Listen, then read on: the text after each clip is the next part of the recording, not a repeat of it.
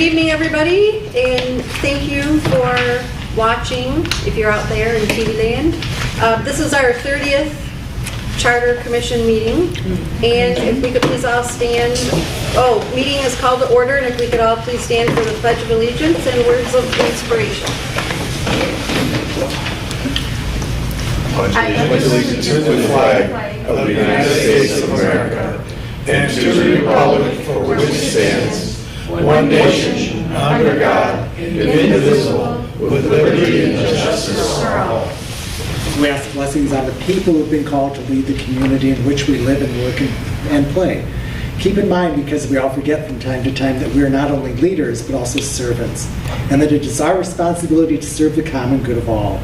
Grant us the wisdom and the courage to know and do what is right and listen patiently. Spirit of community, by the spirit of justice and the spirit of love.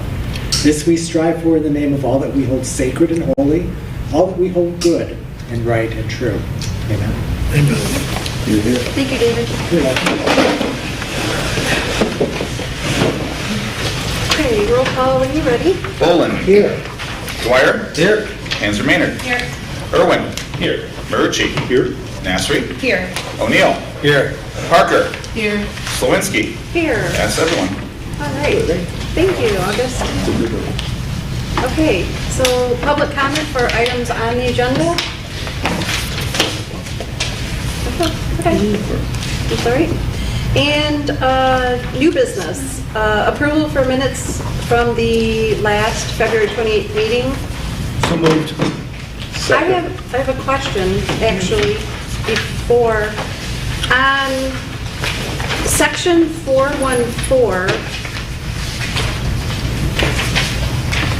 I didn't think we made a motion for that, only because we had already changed that in version 4. So does that need to be there? I thought I had in my notes there was a motion. Because when you look Otherwise, at the changes for the Charter Revision 4, it wasn't in there. Well, and there's that next note that the next one we didn't make a motion on. Right, With that the finance was, director. yeah, So you that think we one, did- I have in my notes, and I don't have in front of me, I'm sorry, I should have brought it with me, that we did do that, eliminate the references to the health officer. Otherwise, I wouldn't have put it in there unless I had written it down as having happened. Well, I didn't I watch the tape. maybe we can clarify. I have that we voted on section 4.14 a week ago, eliminate health officer, passed 109-0 vote. So I wrote down in my own notes. Vindication! We did do it. So what I'm saying, whether we needed it or not, Yeah, Oh, I know it So we happened. already did, okay. it happened. So we don't, okay. And And then it was the done. next one that we decided we That's would. why it's in the minutes. Okay, Yeah. well, I And wasn't then- sure if it yeah. needed to be there since we already did it, but, okay, It happened, the motion was made, second was made, so it got written down. okay. Then go ahead, I just wanted to clarify. That's- Somebody want- We had a motion and a second already, so Then who's all in favor? Aye. All opposed? Okay, then we'll move on to approval of the legal services. It is invoice 13592 for $600. This was for the month of professional services rendered through February 28th. I'll move it. Support. All in favor? Aye. All opposed? No one?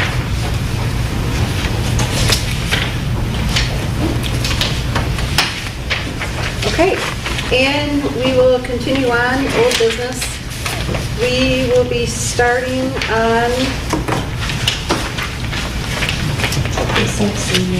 4. I have. Oh, do we, So question. 1-7.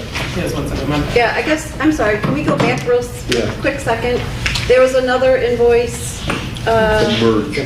merge media, that was already approved, Was but it? just so, yeah, Yeah, the we never merged, approved those. Those were skipped. the merged ones, when they send them to me along with, when they bill. Okay. And I just go, I check the dates, I check the amounts to make sure that they were the dates that we met. And then I just go ahead and approve them and Understood. they go through. Recurring, so. But while we're talking about that, it wasn't on the, I guess I can talk about that later.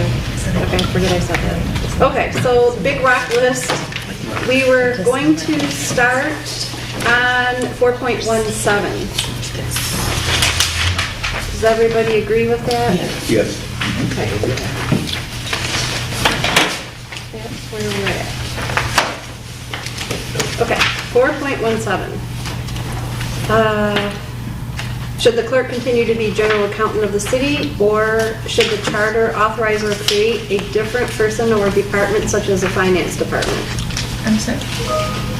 I think we're actually at 4.31. That's what I have. Perfect. Yeah, because the minutes say that we were supposed to get some Oh, language back we were getting reflecting the- how to handle okay. 4.17 Yes. eventually. So we're waiting on the wording for that, which Right. is We're waiting on some wording. Right, For okay. your next, Okay. Yeah, so we'll revisit that. yeah. So 4.31? Yeah. If we had a question on something that's not on here, just ask it. Yeah, this is no way, this is just a run of show, it's not locked into this. So, if I may, I have a question regarding the 4.26, which is nepotism. And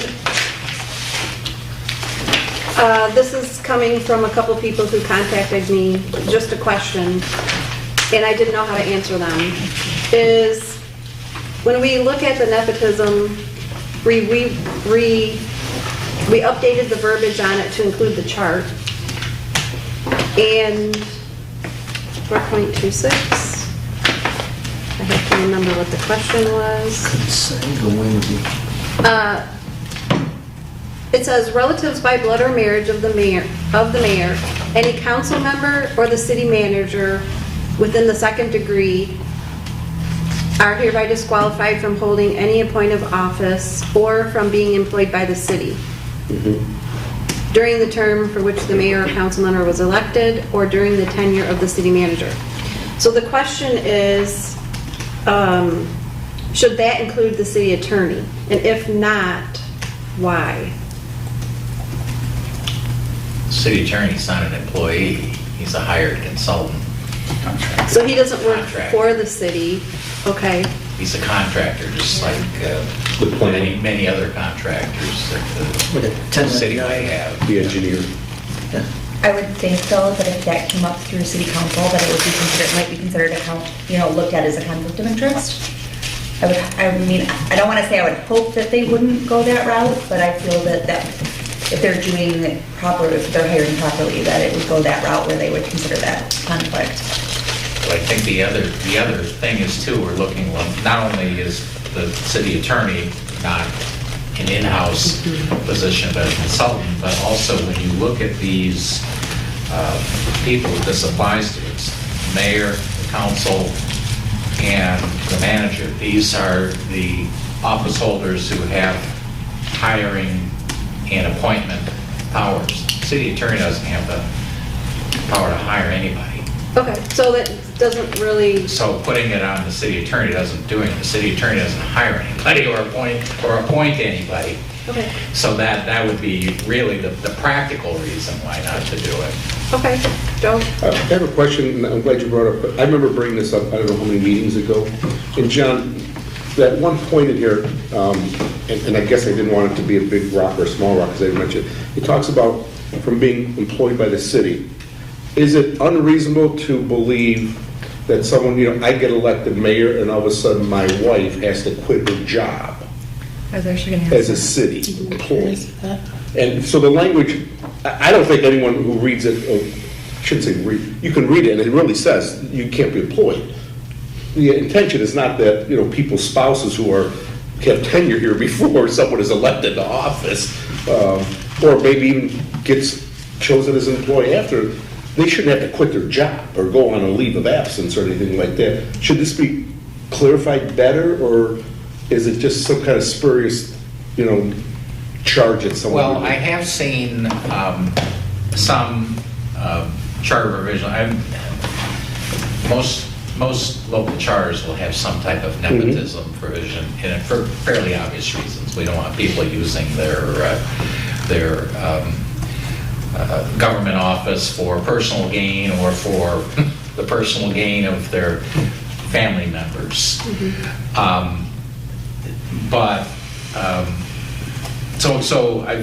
Many charters, if not all, will have a nepotism provision, but I have seen some that will have what I'll call kind of a grandfather clause in it that would exempt people who are already employees at the time the person is brought on as manager or elected. I mean, I've actually seen that happen, and I've actually worked with communities where I've seen that, where there's like a longtime employee who just so happens his or her mother or father ends up getting elected to city council, whatever, and it all worked out fine. It's really a local preference matter whether you want that to happen or not. Where I've seen more difficult conflicts, and also raises the whole specter of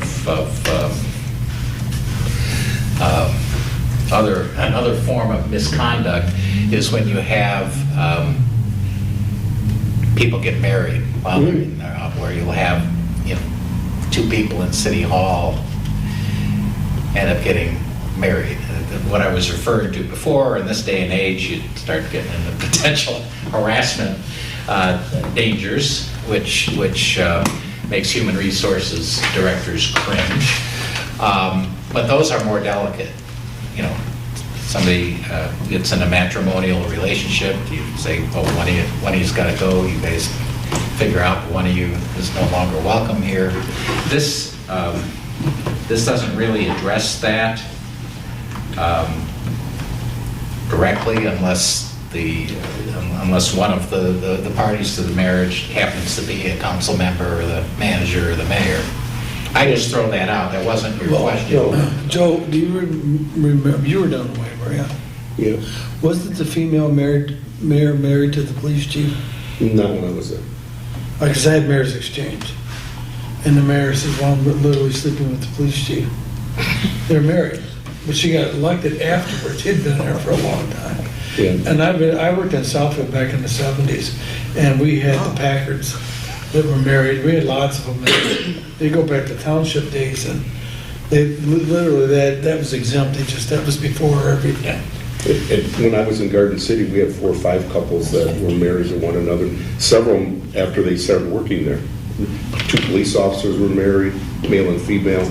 Well, it's different than So the answer to It is, but where it gets trickier is when it's high level. Right. Are we inclined to put some kind of, I don't know if there's case law. I just want to know, I don't want someone to have to quit their job because their spouse just got elected or appointed manager. That would be the strict reading Right. of this. And that's why I'm saying, if you are concerned about that, the commission's concerned about that, and we can revise that to add, like I said, pardon the sexist term, but the grandfather clause in there. I use that term because I think we all know what it means. Might not be a bad idea. But you could do that. There's nothing unusual about that. And you never know. I was just thinking, well, do we have any situations we anticipate in Clawson where that might come up? But we never know who's going to run for office and who might be elected. And I guess I'd like to who might suggest that move if to town. my fellow members would want to do that. That strict reading is like one thing, but that's when people start reading the charter really strictly, that's when, lawsuits are filed, unfortunately, and people's lives are put in turmoil. And I think it would, I think it would be dependent on positions. Of course, then we're also like, we just voted to put into place that management, basically no one working for the city would be working directly for the mayor. So I think that kind of draws a line there as well, because I know a lot of times with a company, you can be married, you just can't work directly for Right. You can't be in the same the spouse, department or yeah. whatever, right? Could we do something like that? Like, I would prefer something like that. They could not, like, I don't feel like if you're zoning and you're another auxiliary, that should cause a problem. But like you said before, it does cause a problem if it's like a mayor to a police chief or like the city clerk. Well, this is a small town where a lot of these employees do live in town. Yeah. And you could easily get, the fire chief's wife could run for city council and win. Yeah. And there's concerns about that. I mean, you could try to separate them, but the smaller town, the bigger the problem is. Because there's going to always be the whisper and innuendo that either someone's getting preferential treatment, or else you don't dare reprimand them or criticize them or do anything, or else you may have to answer to that person's spouse or mother or father who happens to be. But there's also one common of our sense elected involved. officials. So it's just to try That must be to, it's just to really to try to avoid any appearances of improprieties and to prevent any improprieties from happening. No, Samantha's right. We have an ethics committee. But we can use them. True. We also have voters. Yeah. If they elect somebody to office knowing they're married to a city employee, then It's the not. voters make their choice. And if You live with it. they don't like what happens when that person gets into office, they vote The no. concern is usually what happens after, not Right. so much like what Mr. Mariucci was mentioning. I mean, that's why a lot of communities would grandfather it in, but it's a much different situation when when someone gets elected and the next thing you know, oh look, family members are now on the city payroll. Yeah. Yes, that's- You can't unelect somebody. I mean, you have to wait for the next cycle, but it's just, again, it's really the same premise as why you have an ethics ordinance, is you don't want people using their governmental office for personal gain, align their own pockets or those of their family members. So, Yes, it can work one way and not the other. Like, Right. if elected people cannot hire family members, but the family members of, city employees should be able and free to run. I would think. Okay. I had one situation where a person who was elected thought it'd be a good idea to hire a niece or an in-law. And this person would have been wonderful for the city. I said, but you just can't do it. And so they understood that. But they felt the same way. It would be a wonderful fit. it does cut both ways. I mean, Yeah. it does potentially, when these situations arise, it isn't always due to bad motives. Right. I mean, it could actually be this Right. person happens to be my niece, but also happens to be the most qualified person. The what? Well, I've heard in other elections, though, in other places I've been, where rumor is that your wife is gonna run or whatever, well, then you gotta quit. That flies all over the place. Yeah. I think we should leave the clause in because I'll tell you- even if there's no problem, just the optics of it are bad. Yeah. There's always going to be people coming around saying, oh, did you hear what's going on? And like- With the, no. And like the gentleman at the end said, the voters gotta vote, maybe they don't like it. My only question is, are we gonna move with what I suggested or not? I'm not hurt one way or another, to put some kind of provision there that, I don't have to quit my job because my wife got elected. Or my son gets elected and I gotta quit my job. Some sort of grandfather. That's all I'm saying. That's the only thing I'm talking about. Leave the The nepotism reverse. clause Right. The reverse in of- place as is, but add that extra sentence or whatever that Yes. So is would that a motion then? grandfather in. I'll move it. Yes. Okay. All right. So There was a second. the second is, yeah, I think someone already did. I didn't hear a second. Which section is it? I'll second it then. Good. Okay, cool, thank you. All in favor? Aye. Anybody opposed? That was section what, 4.2? 4.26. Yeah.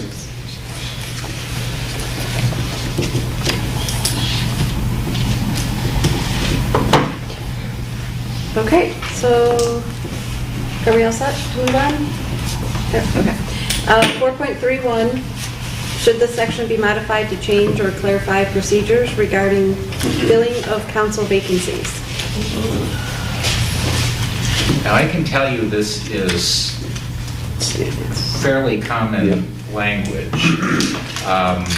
The issue sometimes is how it's implemented. And I understand, I wasn't involved, but I understand that there was, we say controversy with the way the vacancy filling procedure, I put it very lightly, right? The way the vacancy filling procedure was handled, I guess it was a year ago, November, November-ish, around there. And that concerned a lot of people.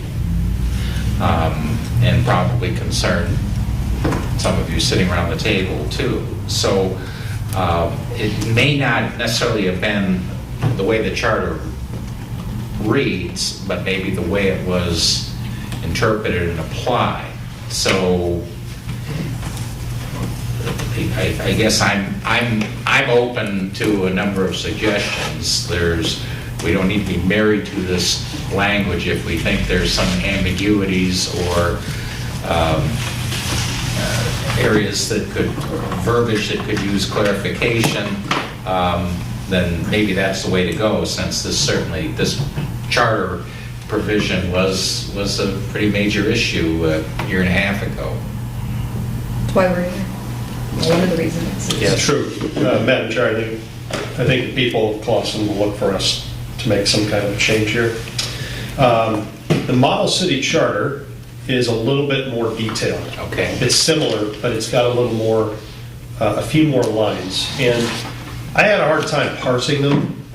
So if you don't mind, I'll read them. Sure. And then maybe that side of the room can make sense of what I'm reading, because there's a little more there than what we have. Are you going to read the whole thing or just the Yeah, little?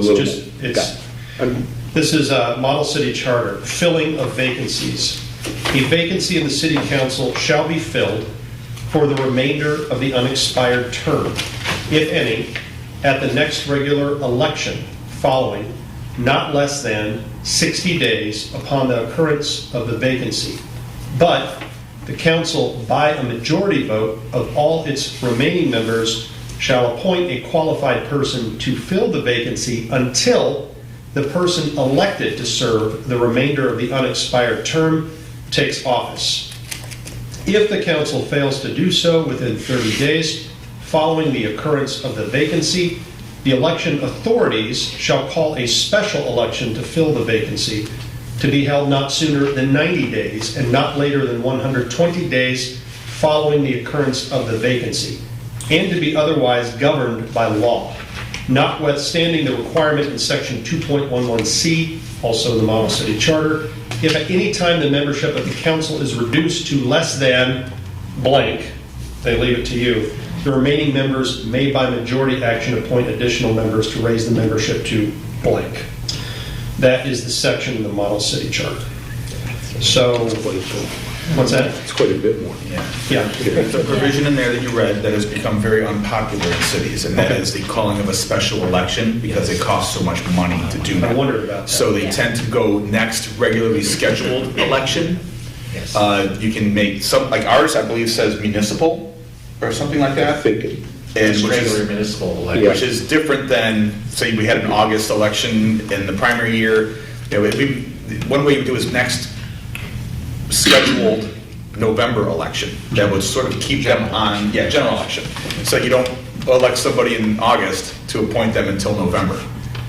In case, when their case was a full-blown election. Our elections are every 2 years. Our elections are every 2 years, and they're only in November. We don't have primaries here. Right. So there's never That's why I August. think you want to municipal. refer to the general. Yes, you want to refer to the next scheduled general election. So are ours on odd years? Yes. Yes. So what happens if there's going to be a November even year election?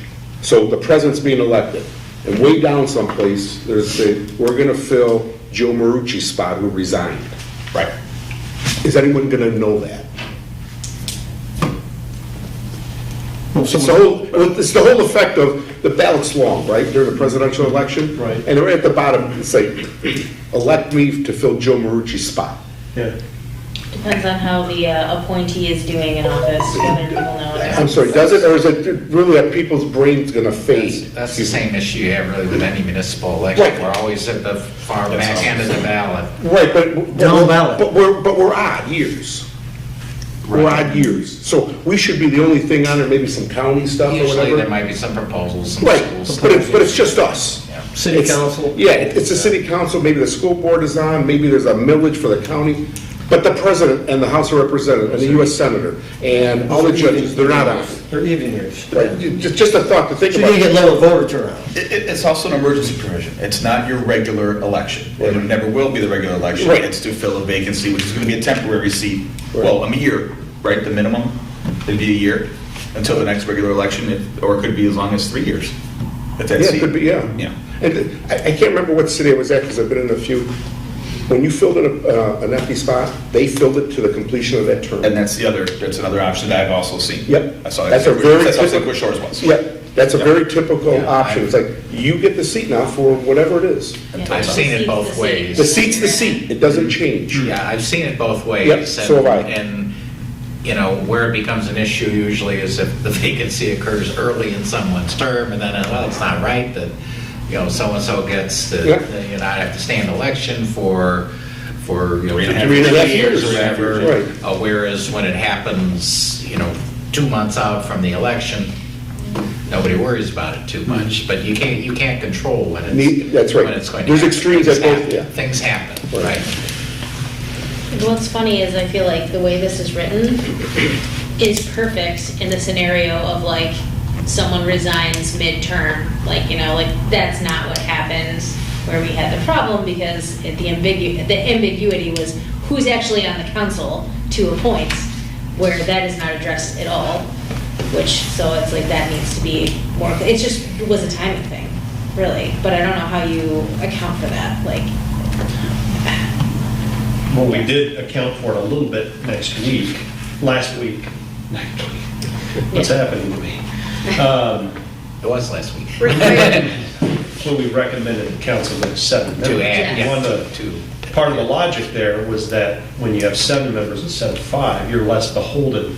Right, if you lose one of the 5 members, that can hamstring things, whereas if you lose one of 7, you Right, continue to but in this function. situation, again, where if we have a vacancy to fill and a new council has been seated, Right. you know, who gets to make that call? The old council that's outgoing or the new council that hasn't been sworn in yet? Like, that's what we need to solve for here. Hey, did we already address the, I'm starting to lose it too. Last week, did we address I mean, it was a big issue in the last election, right? Remember this city council, like someone on the planning commission, the city council has to resign before they.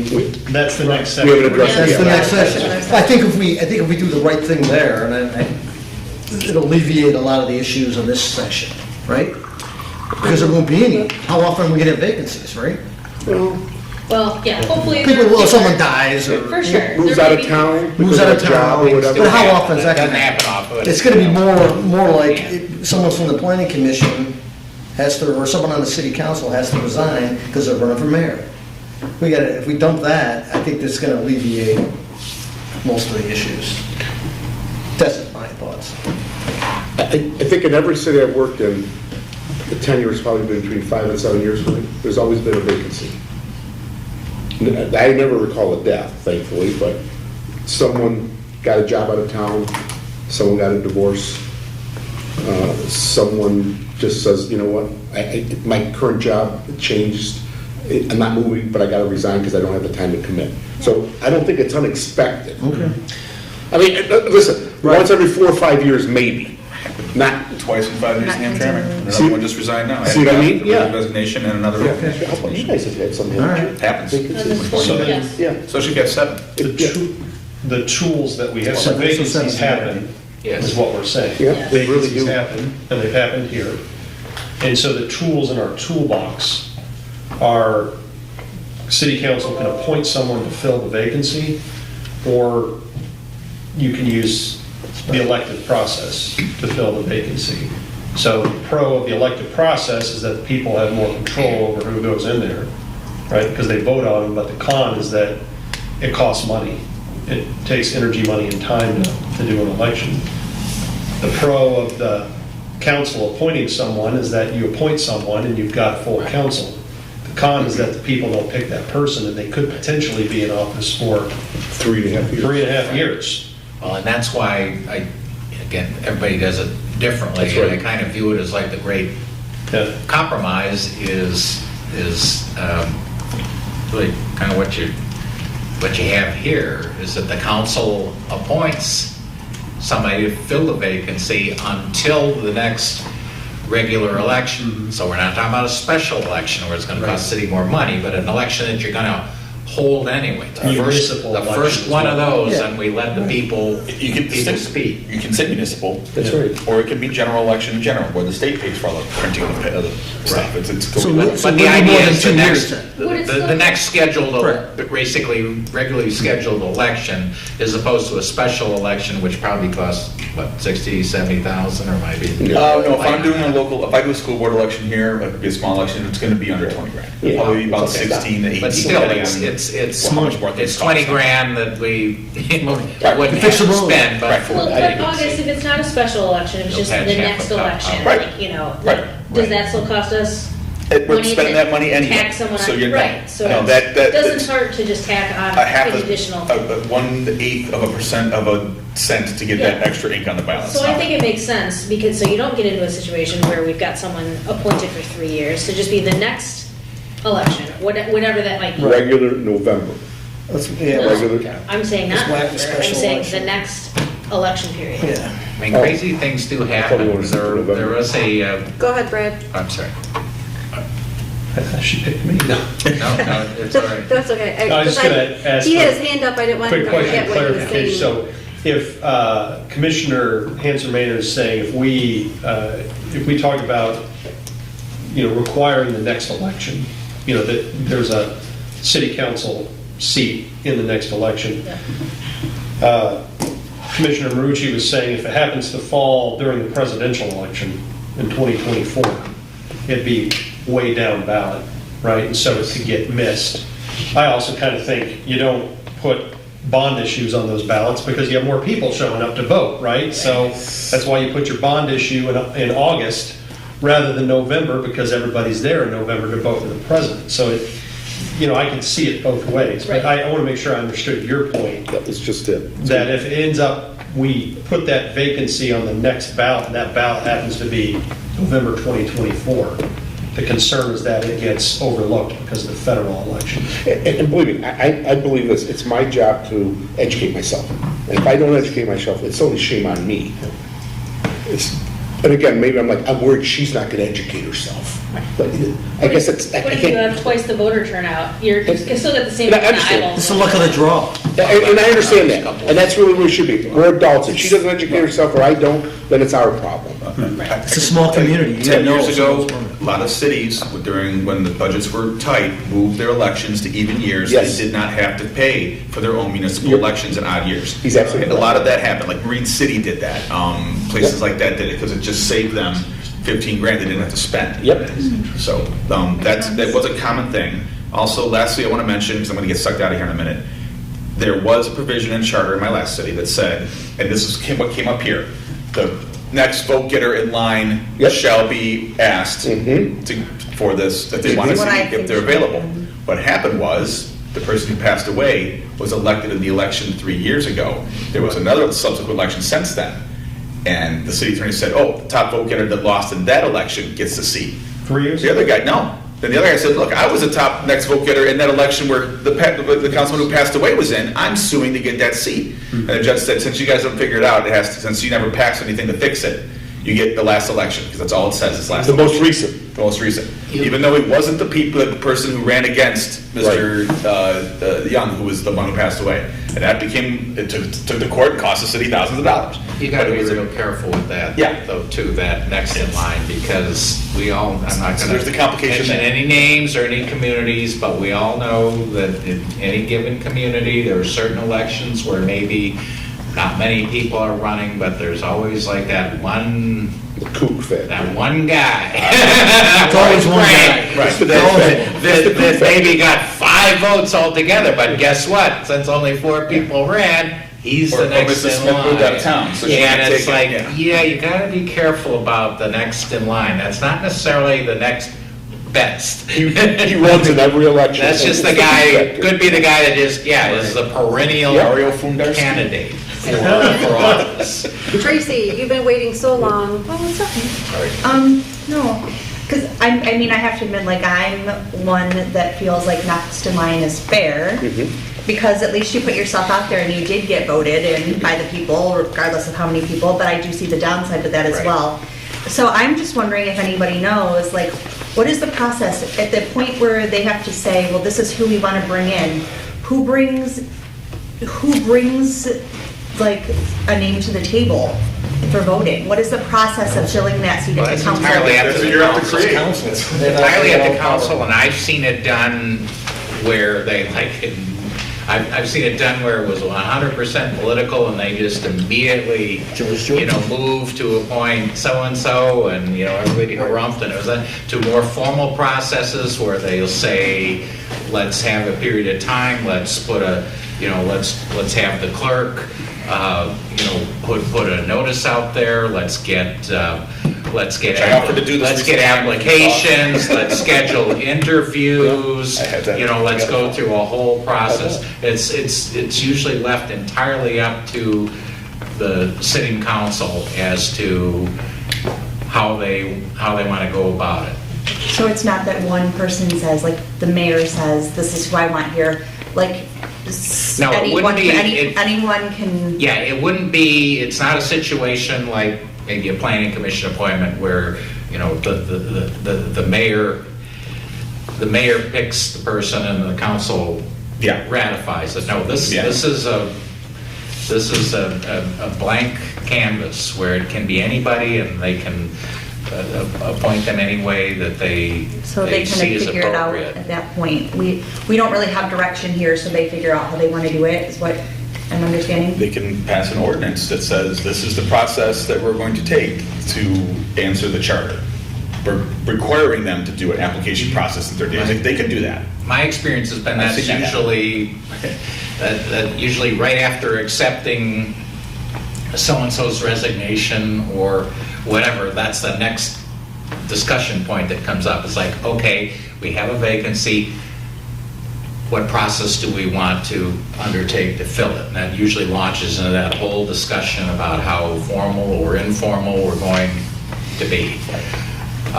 Sometimes they immediately gravitate toward, there's the consensus all-star candidate that everybody, knows and loves, everybody in City Hall knows. It's like, yeah, that's the person we should want to. Other times, like I said, no, let's get applications, let's interview people, let's score people and see how it all shakes out after we discuss it and vote.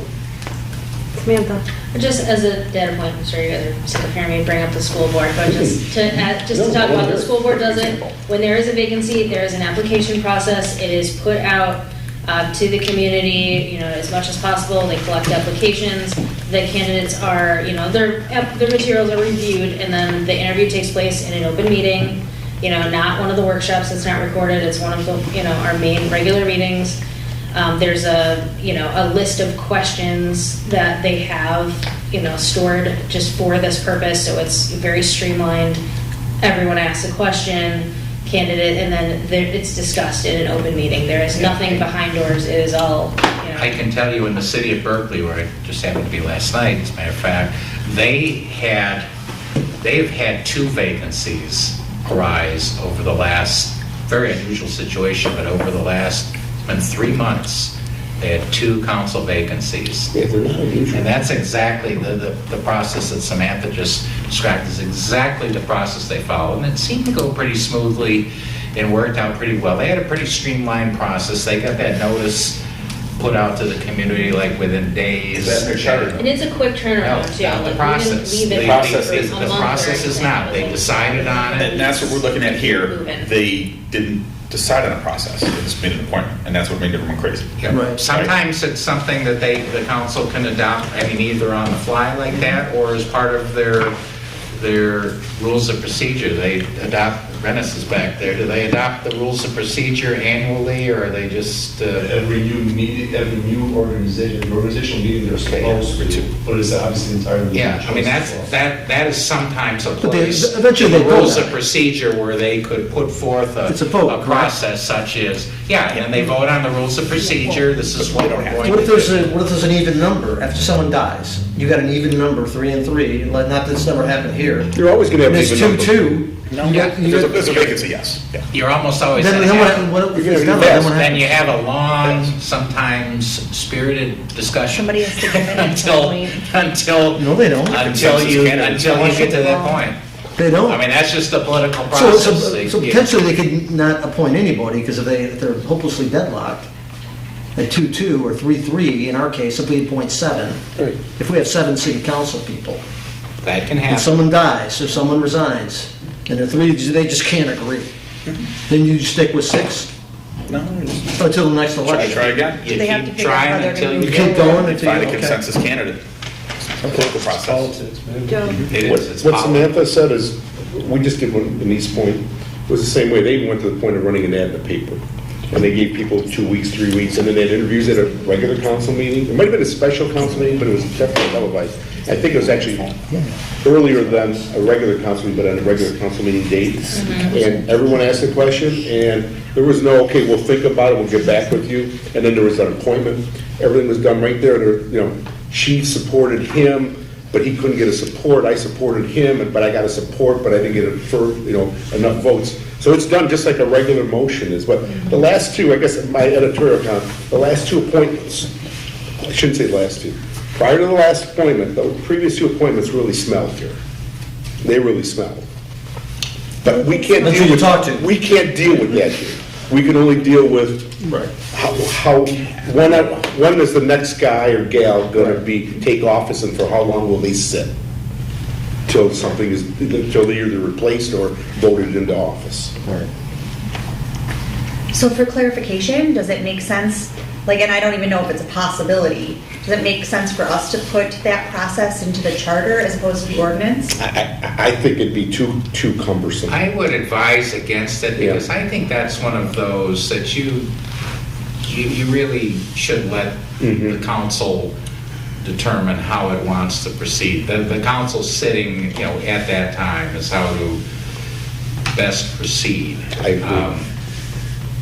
The point is to just come up with some type of system, but I think you definitely want to have in the charter that you have the vacancy, you have to act within whatever, 30 days or 60 days or whatever to make the appointment, and I like the idea as we have right now, that that person would be appointed until the next regular municipal election or November election, however we phrase that.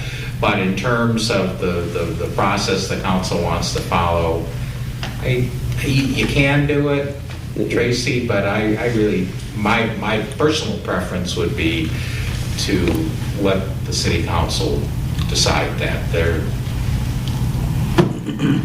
I just want to make sure when it comes to this specifically, this and the next section that we're going to talk about, like, I just want to make sure that we've got it as clarified and tight as possible, because it's the biggest issue that we've had with this, charter in how many years? So I want to make sure that we've done our due diligence to make it crisp on our end. Something we could put in is, well, maybe just leave it there. I was going to say, instead of necessarily dictating in the charter what the procedure shall be, you could possibly add something in that, say something to the effect in that the city councils shall prescribe a procedure for the filling of vacancies in its rules of procedure, something like that. So that way you would have it there. We're just not we're telling the council through the charter that you need to have a procedure, but we're not going to dictate to council what that procedure should be. Leave it to council's discretion. Really a good idea, because Liberal. then they'll know what they're supposed to do. Open it up. So, I'm thinking ahead to how we might explain this to the voters in Clawson. And my mind is looking at other changes that we've recommended so far and are likely to recommend that could change the game on filling council vacancies. The next section we come to, I think, is a major cause of some of what happened. But the question I want to ask, because everybody in this room lives here and circulates among the people here, is I think liberal powers, we've talked about liberal powers in the charter and not getting too detailed as the best way to design a charter. Telling council you've got to come up with a procedure for filling vacancies. What will the people want us to do here? What will the people want to see in the charter? Will they want to see a special election? Will they be satisfied with status quo? Will they be happy with the next regular election? I want to get a sense for everybody. I want to get a sense for what y'all think, because y'all listen to people, different people than I listen to, and what ultimately do you think the people of the city will want here? Since I think this is the section that, out of all the sections in the charter, probably has been on fire for most people over the last couple of years. And I can imagine them asking, what are you going to do to fix that?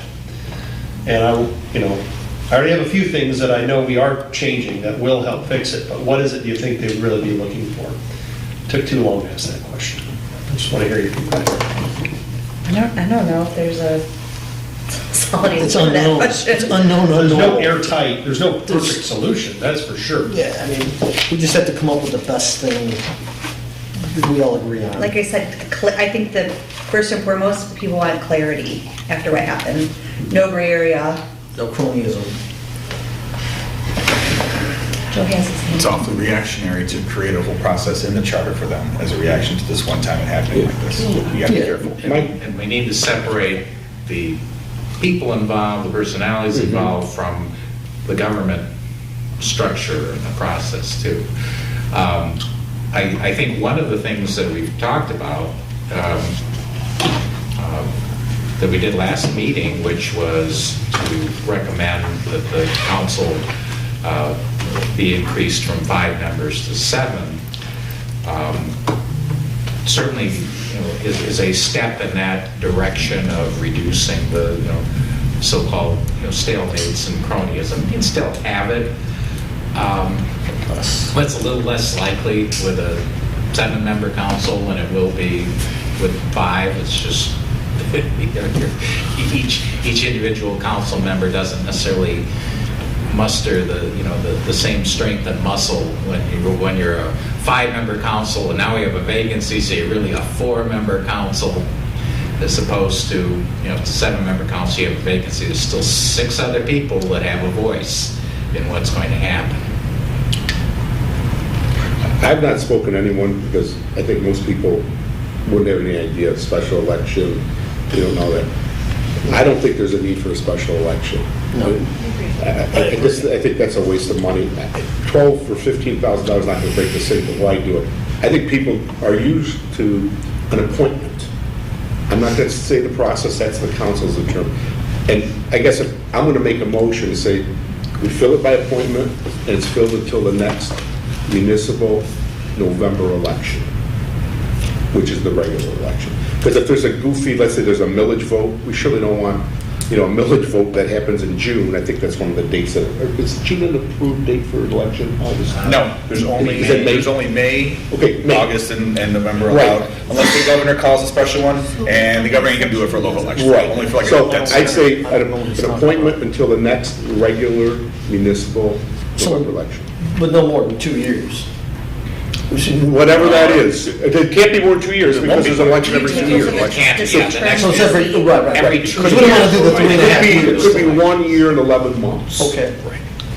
I'm good with that. Yeah. I don't Never be think, more than 2 years. I think considering our voter turnouts, I don't feel that it's worth it to have additional elections.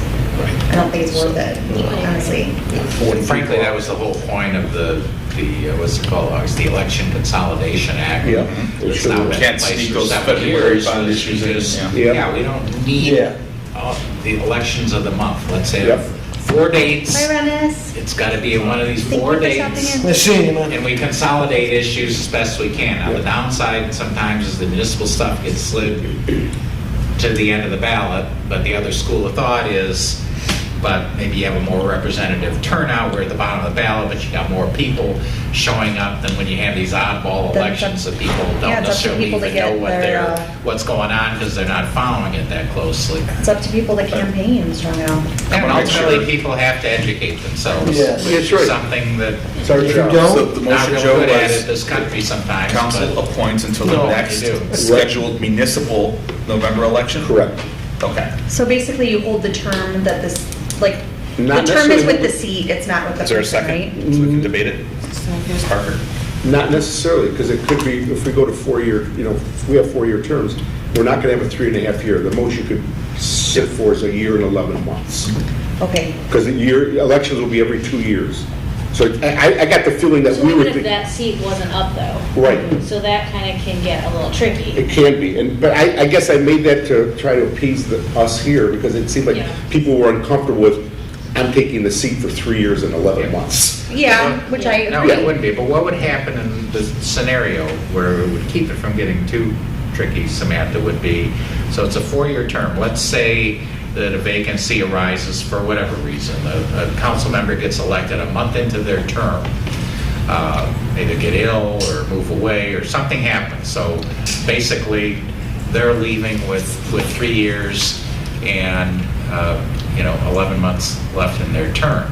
Now, based on what we've been talking about here, the council would then appoint someone to fill that vacancy, and that appointee would then hold the office for 1 year and 11 months to that next November election. Ballot would say partial. And at that point, they would run for election, or anybody could run for election, but the person elected would then Serve the be remainder. serving the remaining 2 years of the term. It wouldn't restart the clock for a Right. new Nope. 4-year term. That person would just be running to Right, but finish the the language would say term. partial. So we'd stay on the same But cycle. there would be other seats up. Yes. How do you Yeah, differentiate anytime, on the sure. ballot? It would say it. So like certain people are running for the partial seat and certain people are running for the full seat? Yes. Yes. Am I correct, August? That's what Partial would seat would be happen. special, would be noted. Yes, Yeah. yes. So you would have different candidates. And that's not that unusual. I mean, it happens in the I've seen court that system done with before. We judges, had it that- happens in Yeah, other I've seen it. things where Yeah. someone's running for a partial term, someone's running for a full term, someone else is running for mayor, So that you seems know, it confusing to me, happens. but- And it can be, because you could have mayor, Like what if 2 no one 4-year wants? seats, and 1 2-year seat. Right. And does What the- if no one wants to run for the partial seat, everyone wants to run for the whole enchilada? See, I think more people are inclined to do the 2-year because, Maybe. Well, that's when a write-in ends up winning. absolutely. Yeah. Does so the person who was put into that seat for the first partial setting, are they able to They run? run for the second term? Yes. The second part of the term? Yes, and probably would. Yes, probably would. You know, usually Right. when, well, it depends. I mean, I've actually seen it before where the council has asked when appointing the person, they've specifically asked them, we want to appoint someone who does not intend to run for the seat, because we don't want to give anybody a leg up or to be able to say, I'm the incumbent. And so, I mean, that's a little unusual, but it does happen once in a while where I don't that'll think we be have the a ability to do condition that of being here. We just appointed, appoint is that people. you No. commit that you're not going to run. But many times, if people are applying to be candidates because they want to be on council, and so, yeah, so they're going to run to finish what they started. So should we make it like a rule that if they don't appoint anyone, then the charter commission, one of us gets picked? Yes. We're the Alphabetically. backup. As long as it isn't me. I can't think of 9 better qualified people. Honestly, alphabetic. Hey, we'll understand the commission, the charter. There you go. You'd be getting 2 checks. You'll know the charter better than anybody else. So let me repeat, but I think the motion on the table is that council will appoint someone to fill the vacancy until the next regular municipal election. November election. November. Right. Got it. And maybe that's redundant by saying regular November, but I just want to make it clear. I'll work on that Right. terminology. You know what I- It's, for our purposes here, it just makes it clearer. There may be a better way to Right. word it in the charter. I only mentioned that so we could get off dead center, and I'm sure we open up, but like I said, I felt us uncomfortable with the 3-year and 11-month appointee. I didn't see anyone really wanting to go that way. No, and that's why I was thinking the next election period, but I see your point now. If it's every 2 years, then we're not gonna run into that scenario. Plus, I think it's messy if it's like, sometimes it's May, sometimes it's August, like, keeping it regularly in November, I think is more orderly, but then you end up with that partial seat, which is a little weird to me, but I guess if that's a normal thing in other communities and people It's not deal going with to it. happen typically very Right. often, in spite of what I just said about what happened in Berkeley within the past few months. But I don't think they had a vacancy there for several years before that. But it's Circumstances were- it's only several years. They really Right. do But happen. it does happen. They really do It does happen more than you happen. think. Yes. Especially with We a have four-year seven term. Right. members, With a four-year right? term, I think it's even more likely to happen Yep. because stuff happens in 4 years. Our lives change. Yep. Well, yeah, and if You the know, person who is people appointed there wants move on. to continue, they'd have to run for partial seat. Sure. So that makes Right. sense. That makes sense. So what's the motion on, I'm sorry, I needed to leave, but are we still, The motion is for the provision to be the council makes an appointment to fill the vacancy, and that appointment is only until the next regular municipal November election. okay. So it could be a year and 11 months. Okay, but what council? But no more. What if it, I mean, again, not to, I know we can't like base this on this one scenario, but what if it happens around an election? It can't, because the election won't occur until that election. You see what I'm saying? Yeah. So they won't, if the person dies and I get appointed for a year and 11 months, there won't be a regular municipal election until the one that I'm going to be running for. So there'll be a solid council in place. at the Right, there'll be a time. solid Right, council so in place. hopefully we won't have a situation where there's a vacancy, because if we don't make people, then we won't Right. have the filing deadline vacancy Yes. problem. Yeah. So, okay, Yes. so that takes care of that piece, okay.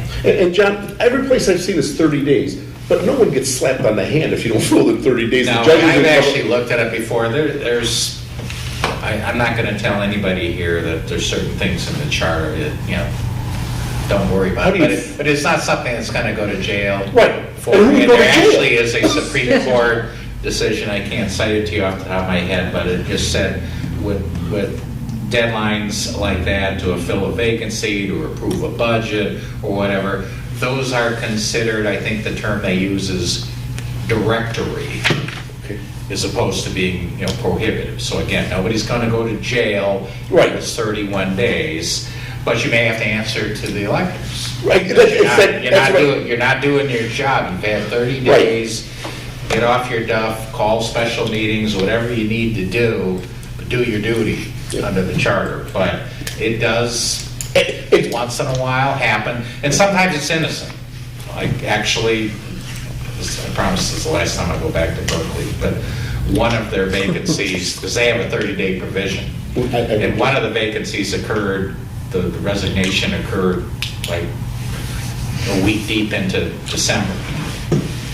And, you had the Christmas holidays and all this. I mean, they had to scramble to find, because they wanted to stick with 30 days, but they had to scramble to find like special meeting days, because they didn't have any more regular council meetings scheduled for like a month. So they had to scramble around, set special meetings that people were going to be in town for, and so on. It was very, very inconvenient. But, I mean, there's an example where it wasn't a question of everybody dragging their feet. It's just, of all the times for you to resign, this is like the worst Right. possible month, You wanted to go to Florida. But it happens, it happens. So I have a question on the existing language, line 2. Appointment by the majority of members of council. That's pretty simple, right? Yes.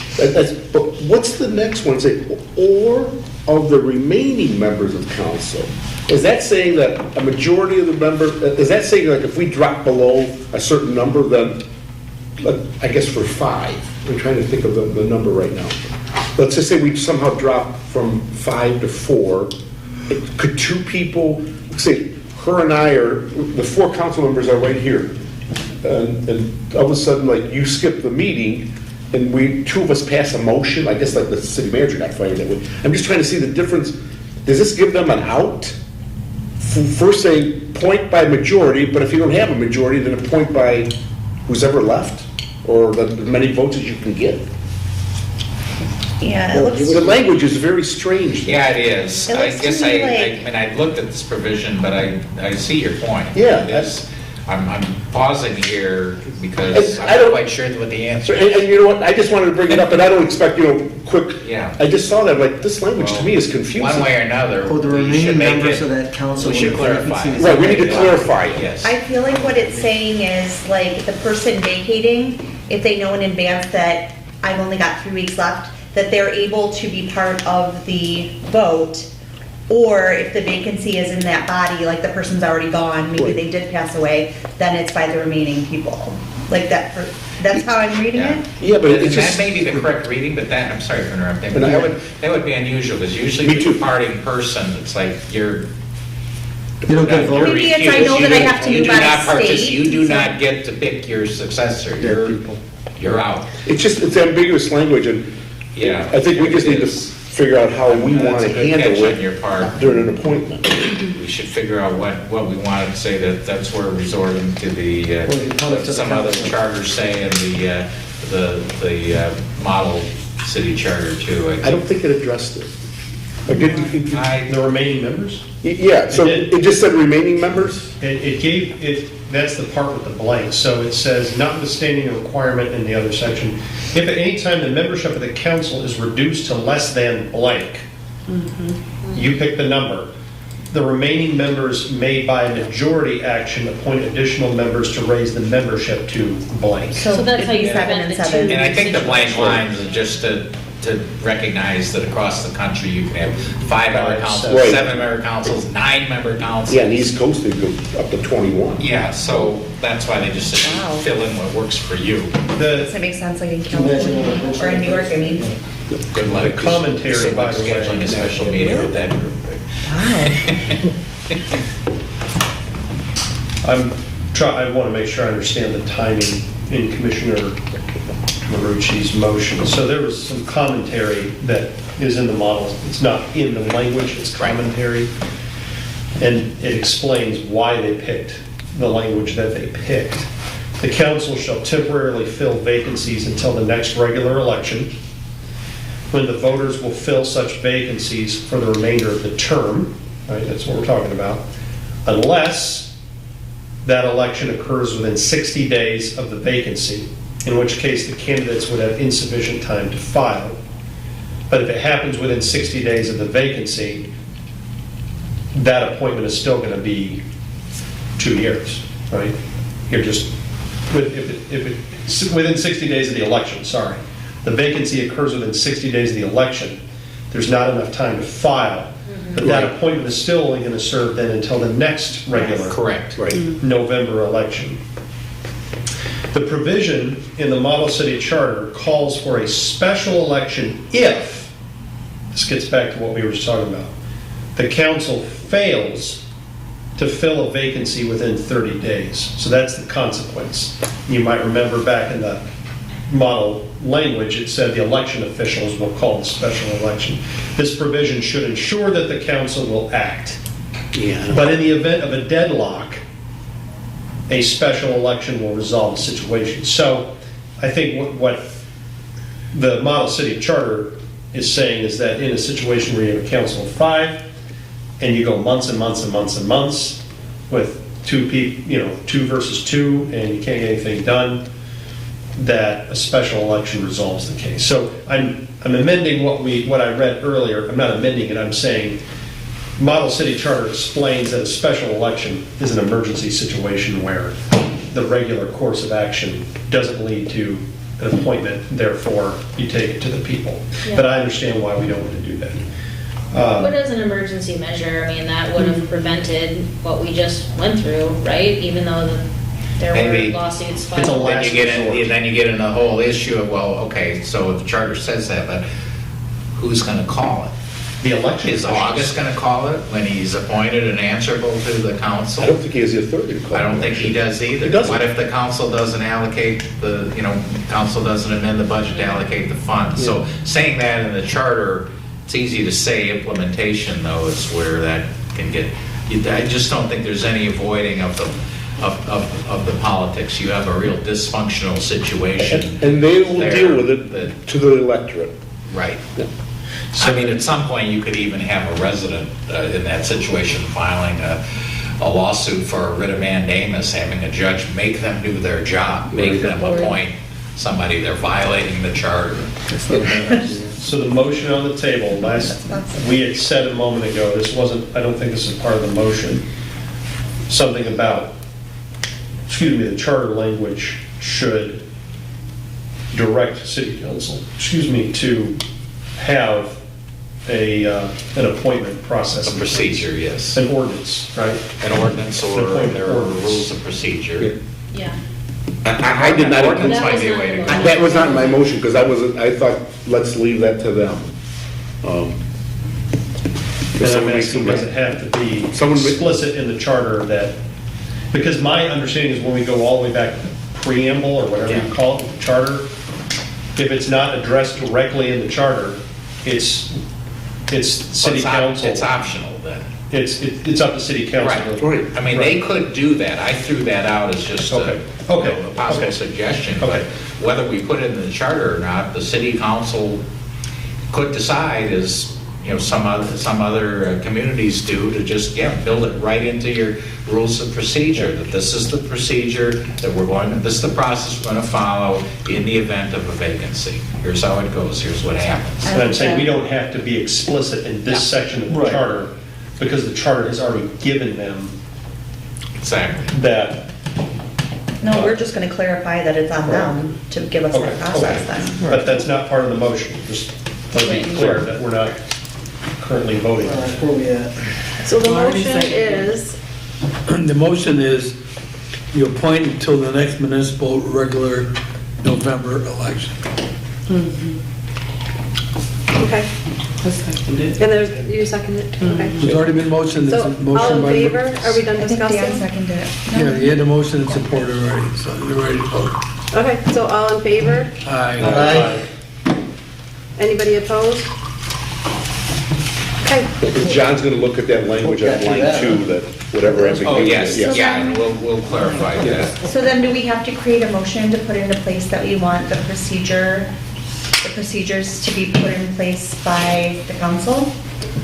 It would need, if you want to include in the charter, it's gonna need a motion. Okay, well, I will put a motion in place that a procedure for this process be put into place by the council, by the city council, and placed in their procedures. Either by ordinance or rules. By I ordinance or- would second that. And we just say they shall I just- establish a procedure by ordinance or Yeah. resolution. Yeah. I'm giving Wayne some time to write, and we can. So the motion is to have council establish a procedure within their rules, By ordinance or resolution. in rules, by ordinance Or resolution. or resolution.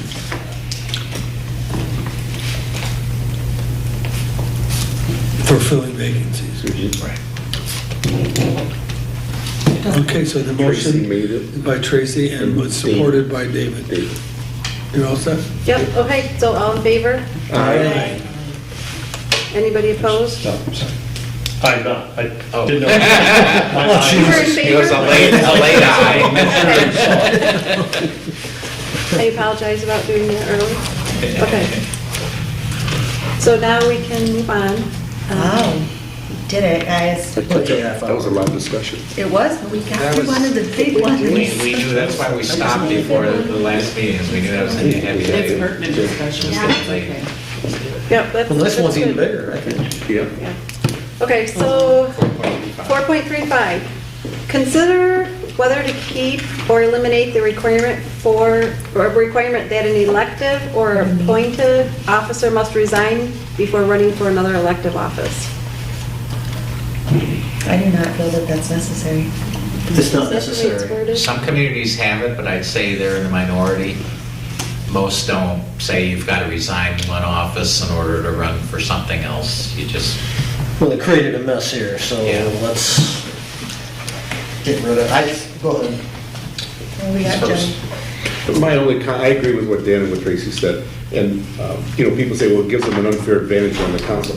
Hey, they're on the council. I mean, it's craziness. And like I said, apart from the mess it has here, when you really look at it, it's like, if it's not un-American, he'd be resign my office so I can run for another office. That doesn't make any sense. But they don't make senators, congressmen do it. Yeah, it doesn't make any sense. Lot And of if do it. someone says, well, I don't, you're gonna spend your time away from Clausen so you can run for the House of Representatives, then that's just life. I mean, deal with it at the That's election the time. And so, I guess I gotta shut up. What you two people said, I absolutely agree with it. I think, apart from the message clause, it doesn't make any sense. You can be a governor and run for president.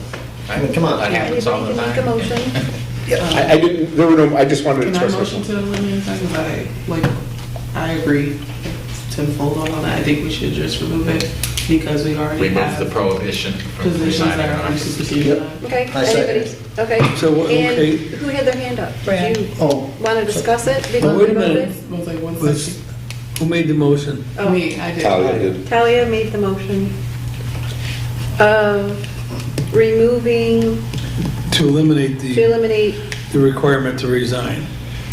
Correct. And supported by, Me. And I know that Dan. Sam agrees with that. okay. I'll look at that, but I think it might involve just striking that entire section. I think now so, too. I'm gonna make the motion, write the motion to eliminate these entire 4.35. section, 4.35. 4.35. okay, now we can discuss. So go ahead, Brad. I have a question, Madam Chair. There are actually two parts to 4.35. We just addressed the part about elected or appointed officials, planning commission, for example, or zoning board of appeals. Those people, as currently written, would have to resign their appointed seats in order to run for an elected seat. That's not good, I don't think. Not just elected officials who have to resign their seats to run for a different office. But the second piece of 4.35 reads, except as otherwise provided in this charter, no officer or employee of the city shall hold any other elective or appointed governmental office. Provided, however, that members of the city police force may be appointed to the office of deputy sheriff. So I just want to make sure everybody's clear before we, I don't know if the language of the motion is strike section 4.35, because if It's a we- good point. It if really we is do talking about that, something different. We're striking something that we haven't talked about yet. Right. And I, So basically what that second sentence is saying is if you have just, say a rank and file employee here at City Hall, of course, we don't have a residency requirement, so we have a resident here in Clausen who lives in Royal Oak. I mean, an employee here in Clausen who works in Royal Oak. And maybe they want to run for city council in Royal Oak, be a city council member. They do that in their own time. This would prohibit it, is currently written. If you are an employee of the city of Clausen, What's the that problem? you could not hold an elective office in another community. including this one. I mean, Well, so- right now, What with you're- anyways. what you're saying is that the language of the charter means that if, I'm repeating what you just said, well, yeah, it You would be work- this you're on one the city too. And payroll it makes here sense for this city. I at don't the think you want. DPW, but you live Yeah, in. yeah, I mean, I don't Madison think you want an Heights. employee also being on the city council. Right, That- exactly. that But the creates- city council somewhere else. But I think, as I would read this, the way I would construe it, that it could cover somewhere else. So maybe if the thought is, well, we don't care what they do on their own time, wherever they Yeah, live. exactly. Well, we do care about, we don't want an employee Right. being on city council, well, then we could modify that to say, where it says any other elected or appointed governmental office, we could say any other elected or appointed governmental office in the city of Clausen.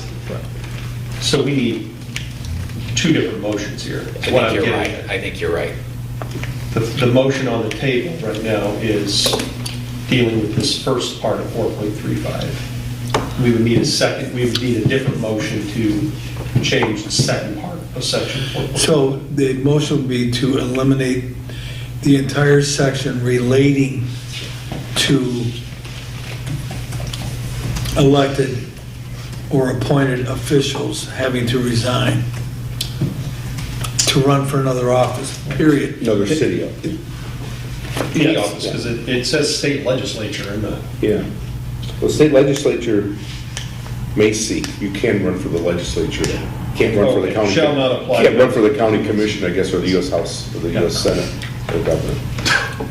Our concern would be primarily in the city of Berkeley, excuse me, city of Clawson, where, again, we wouldn't want, say one of our DPW workers also, being elected mayor or city council, but we wouldn't care if that DPW director was. That's part two. Was on the city That's part- council.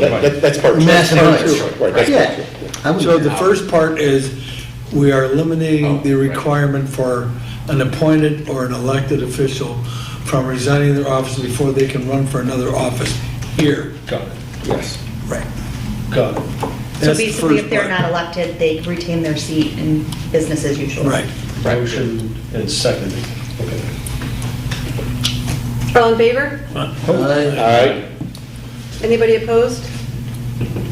Okay. Now, the second part of 4.35. Well, I think it says except the city attorney, doesn't that go back to the fact that they're a contract employee? Like, they're just a consultant for us? Isn't it the same? Well, that's right, and I think you need to reckon with that, because when, he's an example of that would be,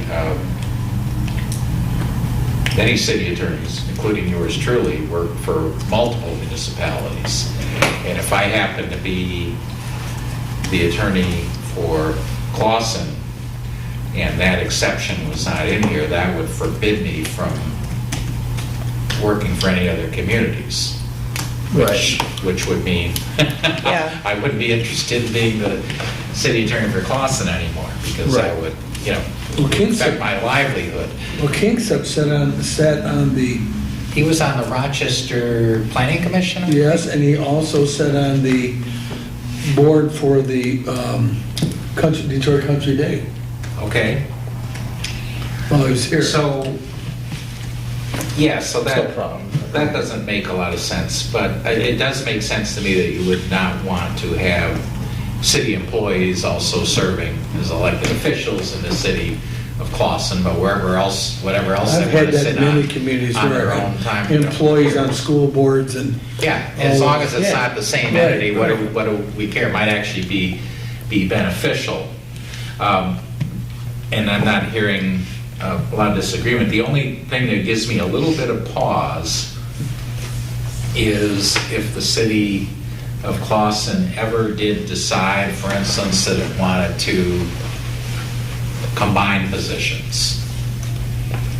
Maybe have a clerk/treasurer. Okay.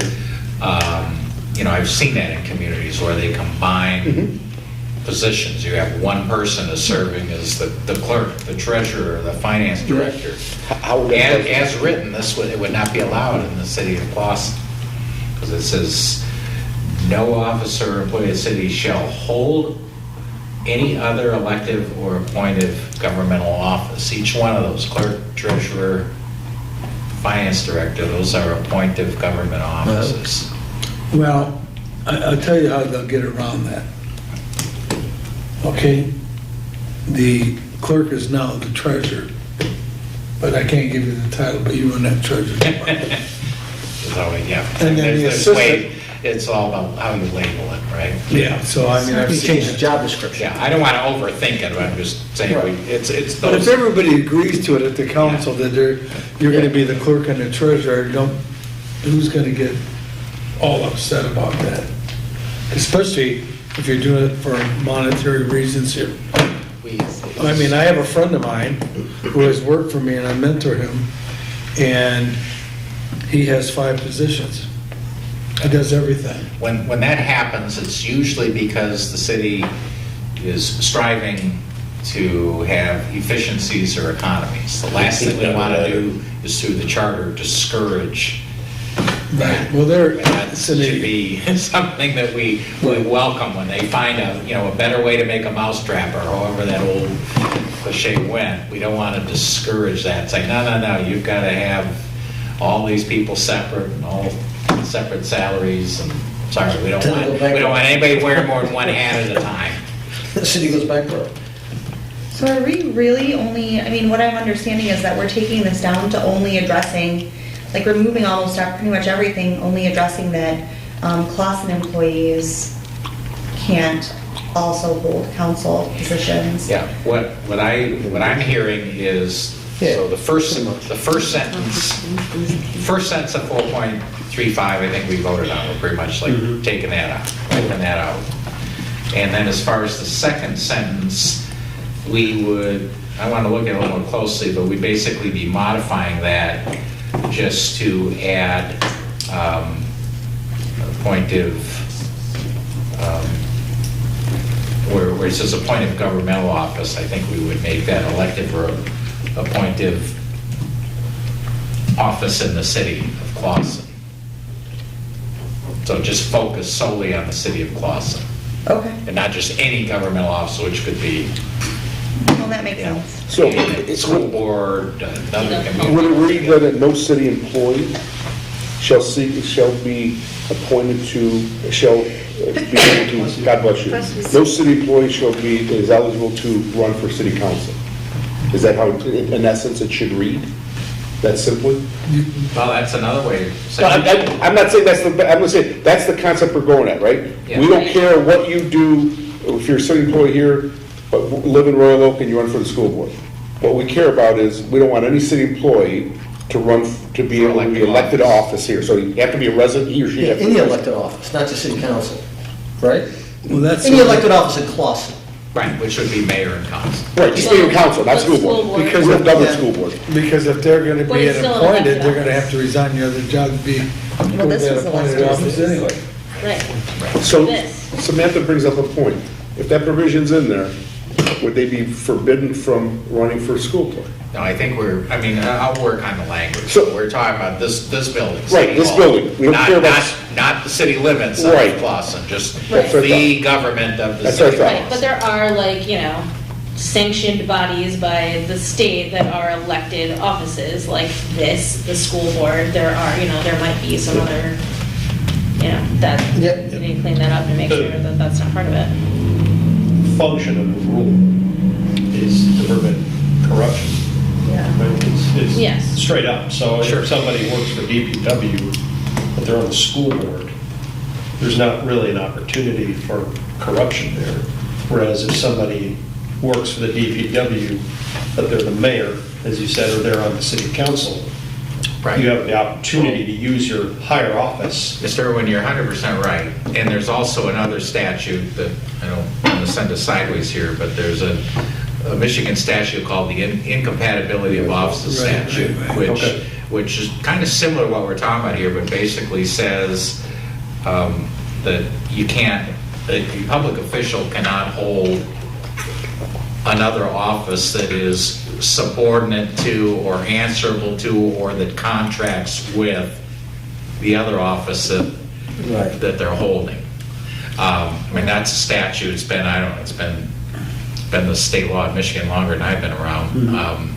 And I think that's also another buffer or another protection against the kind of corruption or cronyism that we're seeking to Well, protect against. Sure, but the school board does have contracts with the city. We work hand in hand with the DPW to clear our properties, and we share land. We lease the stadium from the city, But that's a there close call. is some intermingling, is my point. And that could be a close call. I would say, I'm not the city's attorney, but if I was the city's attorney, and you were holding a position on both the city council and the school board, and there was a contract between the city and the school board for anything, I would advise you that you are not eligible to vote. No, you have to on that. abstain. Oh, You would yeah, be of course. you would have to abstain, or you would be violating the charter and ethics and maybe the incompatible offices statute. So, nobody made this motion, but let me try to get this motion. In part 2 and 4.35, employees shall be prohibited from holding a Clausen City elective office. Is that what we're looking at? Because they can be appointed to something, then you resign your position. Right, I don't think we care that the guy at the DPW is put on the planning commission, Right. but we surely don't want him to be eligible for council. No. So we're looking, you said you were gonna look at the wording for council and mayor positions. Yeah, but that's the concept. That's the concept. I just want to make sure that we, You can wordsmith that all you want. that the words we put on paper reflect what it is that we're all talking about here. I'll We make just that come up with the motion. idea, you come up with the wording, okay? I'll make the motion. Second. Do you have something else to add? No, I was just, Oh, okay, that's why I was Here, here. wondering if you had something. Okay, all in favor? All right? Aye. Anybody opposed? Okay. So this 4.35, why accept the city attorney? We don't really need to discuss that. Not because we're Yeah, we took eliminating that that out. sentence. Okay. In 4.36 is the next one. Officers oath required filing and penalty within 10 days after the time fixed for taking office. Should this be 10 days after the election is validated by the Oakland County Election Board of Canvassers? And is this 10 business days or 10 days in general? 10 calendar days? It doesn't say. Because it says they have 14 days. and I mean, if Every you're- officer elected or appointed to any city office before entering the duties of their office shall take and subscribe to the oath of office prescribed by the state constitution for officers of the state. The oath of office of each officer of the city shall be filed and kept in the office of the city clerk. In case of the officer's failure to do so within 10 days after the time fixed for taking office. So that's the way it's worded currently. In case of the officer's failure to do so within 10 days of the time fixed for taking officer. I think we need to clarify calendar or business days in here. Yeah, and I like the note too about 10 I think days it's after intended to be the- calendar, but it's always best to say. I agree, because it doesn't say business, you assume it's calendar. Yeah, but it's easy enough to just plug in calendar, then it removes any ambiguity. And I think, after specifying that it's after the results have been certified by the county. Well, but that's really a question, is that what you really want? The way it's written right now is a fairly common situation. If you tie it to certification, that could push it back. And especially as we've all seen the last couple of elections, where now it seems like every election, we have allegations of voter fraud, and there's certifications, and there's court suits. I mean, you could potentially have a election certification that could be weeks or months take place weeks or months after the election. So he or she could not sit on the council. That's right. And that's why I'm saying, just be careful about Right. tying it to the certification, because that may not happen as quickly as we'd like it to. Well, what does it say about the penalty? Is there a penalty in here? Yeah, if you don't do it, you don't take office. You're out. Exclude, you're out. Because, well, just for the example of, does anybody remember when we were elected? Yep. And if we didn't wait, say it was the 10 days that we were certified, that we were allowed to stay in office because it was definitely over the 10 days. So if it wasn't for that, we wouldn't have, because we didn't really know it at the time. Yeah, but I know that they made it happen, like they were supposed to, I just don't remember what the. Yep. I just don't want to. Because does everyone remember that? I remember, Yeah, we remember were the like, day what do after we the do? But I felt like election, we- I came up here and How do we I become said, legit? by law, you have to swear us into office Yeah, I think within it's where it's coming from. 10 days or whatever it was. And then we were, Don't hit the and bricks. then we And they called. didn't know, no, they just said, we don't know what to do. Yeah, and then we called and they said, no, it's 10 days after,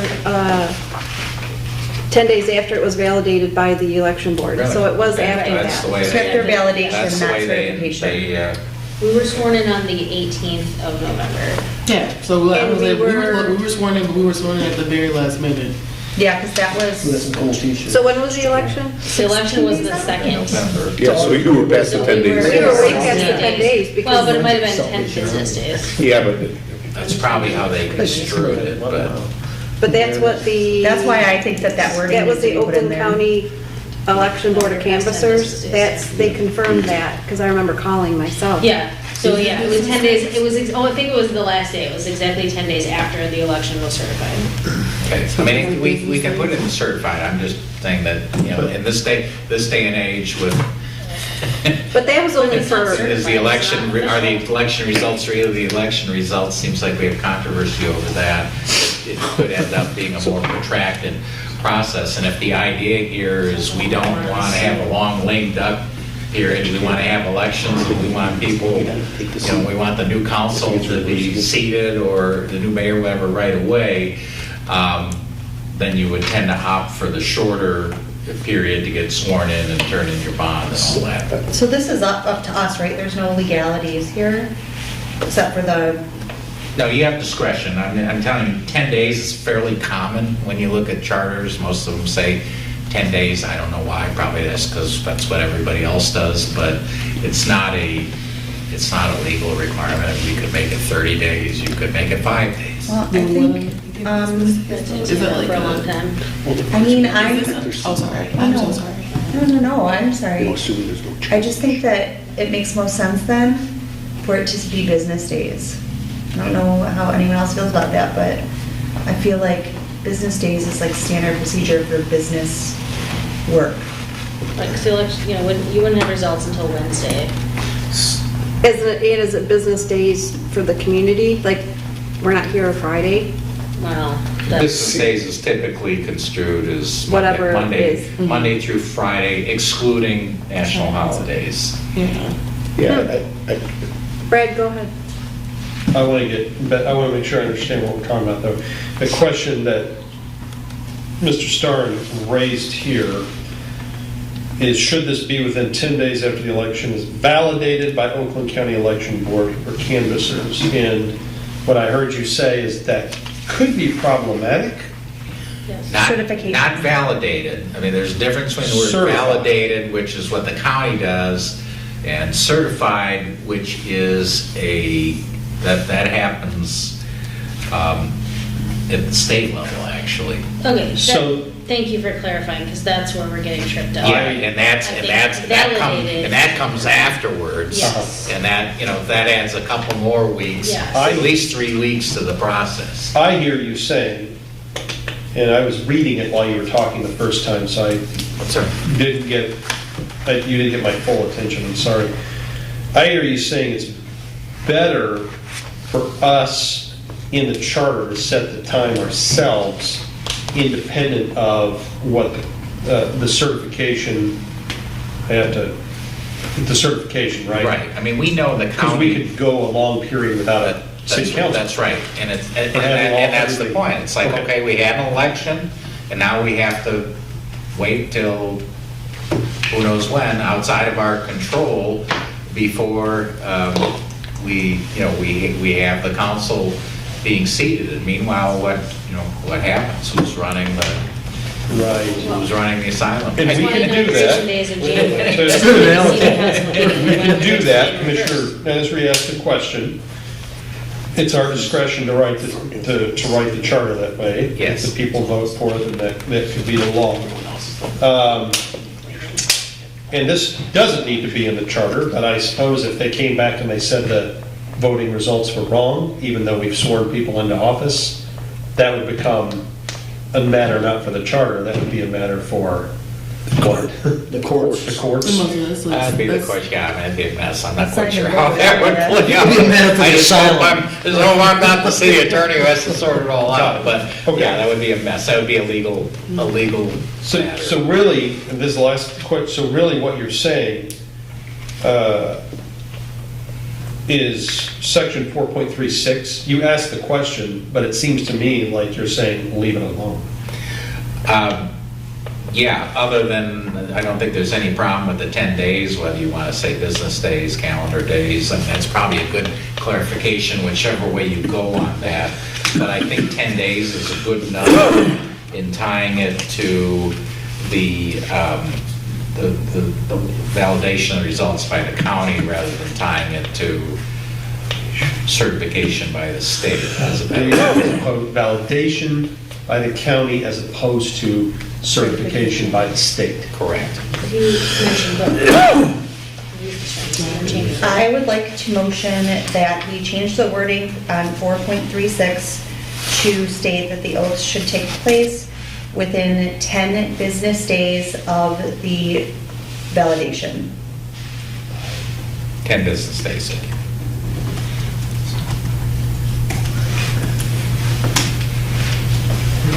And you're going to see validation by the Oakland County Board of Canvassers. Because the canvassers validate, you said, John? Yeah, yes. So, That's how I understood it. yeah, I thought they certified the election at the county, but I don't know that. for sure. No, State- it says state- they validate it. State Board of Canvassers does the certification. So state board. Yeah. So I have a question. There's that really strange provision. It says 10 days after the time fixed for taking office. You're asking the question. Right, so I can't take office if I don't, I guess I can take office, but I can't sit at a council table until I take the oath. Correct. So there's some. Well, it's within though. You can probably take, if you had to seat earlier, you could probably take the oath. I can, but here it's, the person actually doesn't have to take the oath of office by the time that his seat should be, that he or she should be seated in that seat. He's got 10 days after the time he should take office to do it, which is really weird, isn't it? Well, it is weird. And so, I mean, they'd be basically taking a Yeah, they're taking the first meeting 9-day off. or 10-day vacation or Right, whatever they're taking, before they start work. but he or she could still take office, still take the oath, and maybe not be at the first meeting. But that, I just caught that, and you caught it at the same time. It's like, he or she has 10 days after the time that they're supposed to appear for work to take the oath. Well, Do we want it that way, or don't we want he or she to take the oath by the time he or she is supposed to be seated? What's the state law? I don't know. Well, you can't take, you The can't. oath of can't office seat until you're prescribed by oath. the state constitution, Right. for officers of the state. I'm assuming that the state law has something to say about That people just, taking an oath before they take office. I don't think that it does, but this says you can Well, take. it would, the state law would say it perhaps with respect to state offices. Right. The Home Rule Cities Act, which is the state law that governs us, doesn't say anything about. Okay. All I think is the person City ought to take the oath of office before in time for him or her to take the seat, when the seat is his or hers to take. you basically can't take seat until, the legality of it is that you can't take the seat until you've taken the oath. Right. But you can be, and maybe I'm splitting hairs, like, I just want this guy to show up to work. Yeah, I mean, we're saying within, Right, it's just weird so that. I guess, like, can we put a caveat that it's position specific? Like, obviously, if you need the mayor in 3 days, and they gotta be there in 3 days. I guess I read it originally, up until like the last 2 minutes, that I assume this person had to take the oath of office within 10 days of being elected. Yes. And I'm not going validation or certification of the election Yes. date. Well, validation will be, isn't it, like, within a day or two of, Not necessarily. I'm getting away from that. I just think the person ought to take the oath of office, because here, if I remember correctly, you get elected on Tuesday, and I think you take the seat the following Monday? So it's 6 days. so it would be, they'd have to take oath before So they they could just start. say that. So it would be within the 10 business days. I think It'd even be before that, because if we want he or she to show up at the meeting, Right. they got to take the oath of office So before maybe they you sit can down. Why not just take the oath at that meeting? Typically, at that Say meeting, before the You next get sworn meeting. in. at that organizational meeting, they have whoever want to hold the Bible and all that, they have a ceremony. Right. And then they do it at that meeting, that oath. Which makes It's done sense. that way, sometimes, other times I've seen, I mean, virtually every community that I've been involved with does have kind of a Yes. formal ceremony, and sometimes even at that same meeting, they'll also give a commendation to the outgoing, and it's, you know, it's a nice thing, but sometimes it's just more ceremonial. A lot of times the people get elected are in the city hall the next day, you know, can I Yep, get sworn in now? I agree. So they're official swearing in So you take before, but then they do the ceremonial thing at the council meeting. Talia? Do we want to just stipulate that they take the oath either before or at the execution of their office? I'm not on it, but I'll say before or at. not First after. meeting. Before or at the, we can say before or at the commencement of their term of office. Boom. Okay. Perfect. I'm saying that's, I think that's what the president does, I think. they Is take there the any, oath is there an of office issue if before it's they- after that? Inauguration's not until January, like January there's a 20th. huge gap Right. of It's a little time. different, 'cause that's a long lame duck period, Yeah, so but that's- it's the same was- principle. I wasn't calling. That was what I was going to ask, is if the idea here is that somebody ought to take the oath of office before they show up to work. Or at work. Yeah, right. Typically, if they're elected to city council, or they're elected mayor, they're going to show up at the meeting the Monday after, that's within 6 days, but let's say they're sick. Once they say Yeah. life happens, they can go ahead and do Right. it beforehand. So what we're really getting, the 10 days there is really just, that was put in place, I assume, to make sure somebody takes the oath of office before they get to work. So the first meeting of the, the first meeting or the first, whatever you call that, or 10 days. It's usually called the organizational meeting. The organization, It's yeah, called the that's right, I organization. remember that now. Or 10 days, 10 business days, whichever comes first. Is that Like really what we're trying to get at either here? or, really, so that way if life comes out, we're still covered. But I think when do they officially get seated, like that's not stated in here, and that was part of the ambiguity. Typically, they of get the seated last at that meeting, and they're election. a seated council person at that meeting. Mhm. Right, but it doesn't say that anywhere, which was the problem that we ran But into. doesn't the charter years say ago. that they It have, should say it somewhere. there's an organizational meeting? If it doesn't say that, I agree that it should say I believe it that. Yeah. says It does say the Typically is in Because there, it was says when at the that terms of meeting, when it office was like, start. hey, these people aren't sworn in yet, we're gonna do what we're gonna Apologize do, for and not we can't do anything remembering that about off it. my head. Noted If somewhere. it did clearly state that, they would not have been able to do that. It typically says the first Monday after the election. Yep. And then goes back to the normal Tuesday. And they set their meetings at that Okay. That's day right. So we're at- for the As year. long as it specifies what day you're like So that's legit. technically calendar day. I think. Somebody's gonna have to change the wording on our motion, because I don't know what we just did.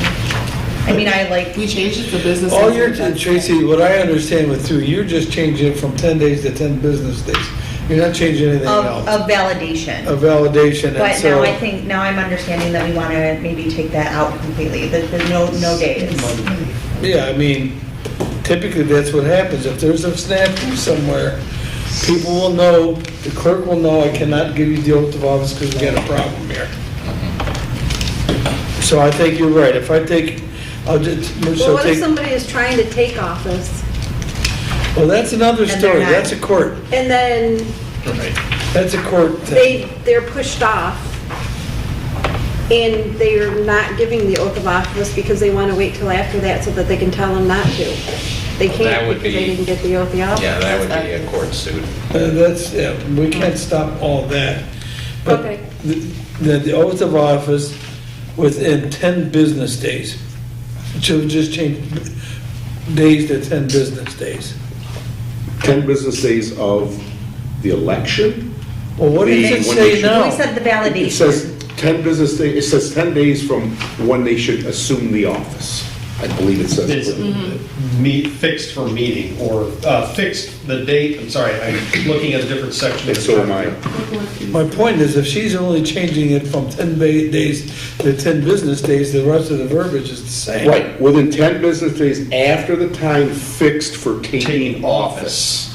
Do we want to just do the business days, or are we concerned about when he or she might show up to work? There has to be a starting point, is what I'm saying. That 10 business days has to start somewhere. Oh, Right now well, it says Well, it said, what'd you just fixed say? for Actually, taking this- office. Fixed from the time he or she is supposed to take office, which means about a week after the election. Or do we want to say from, Right, But right. here's what I was going to share. Section 4.02, because we were talking about that Monday following. right, The mayor shall hold office for a term, mayor, city council both, shall hold term from the second Monday That's what I was looking for. following the regular city election at which they were elected, the second Second Monday, Monday. both for mayor and city So it's council, not the next week, it's the Which would be following the regular 10 city business election in which days. they were elected.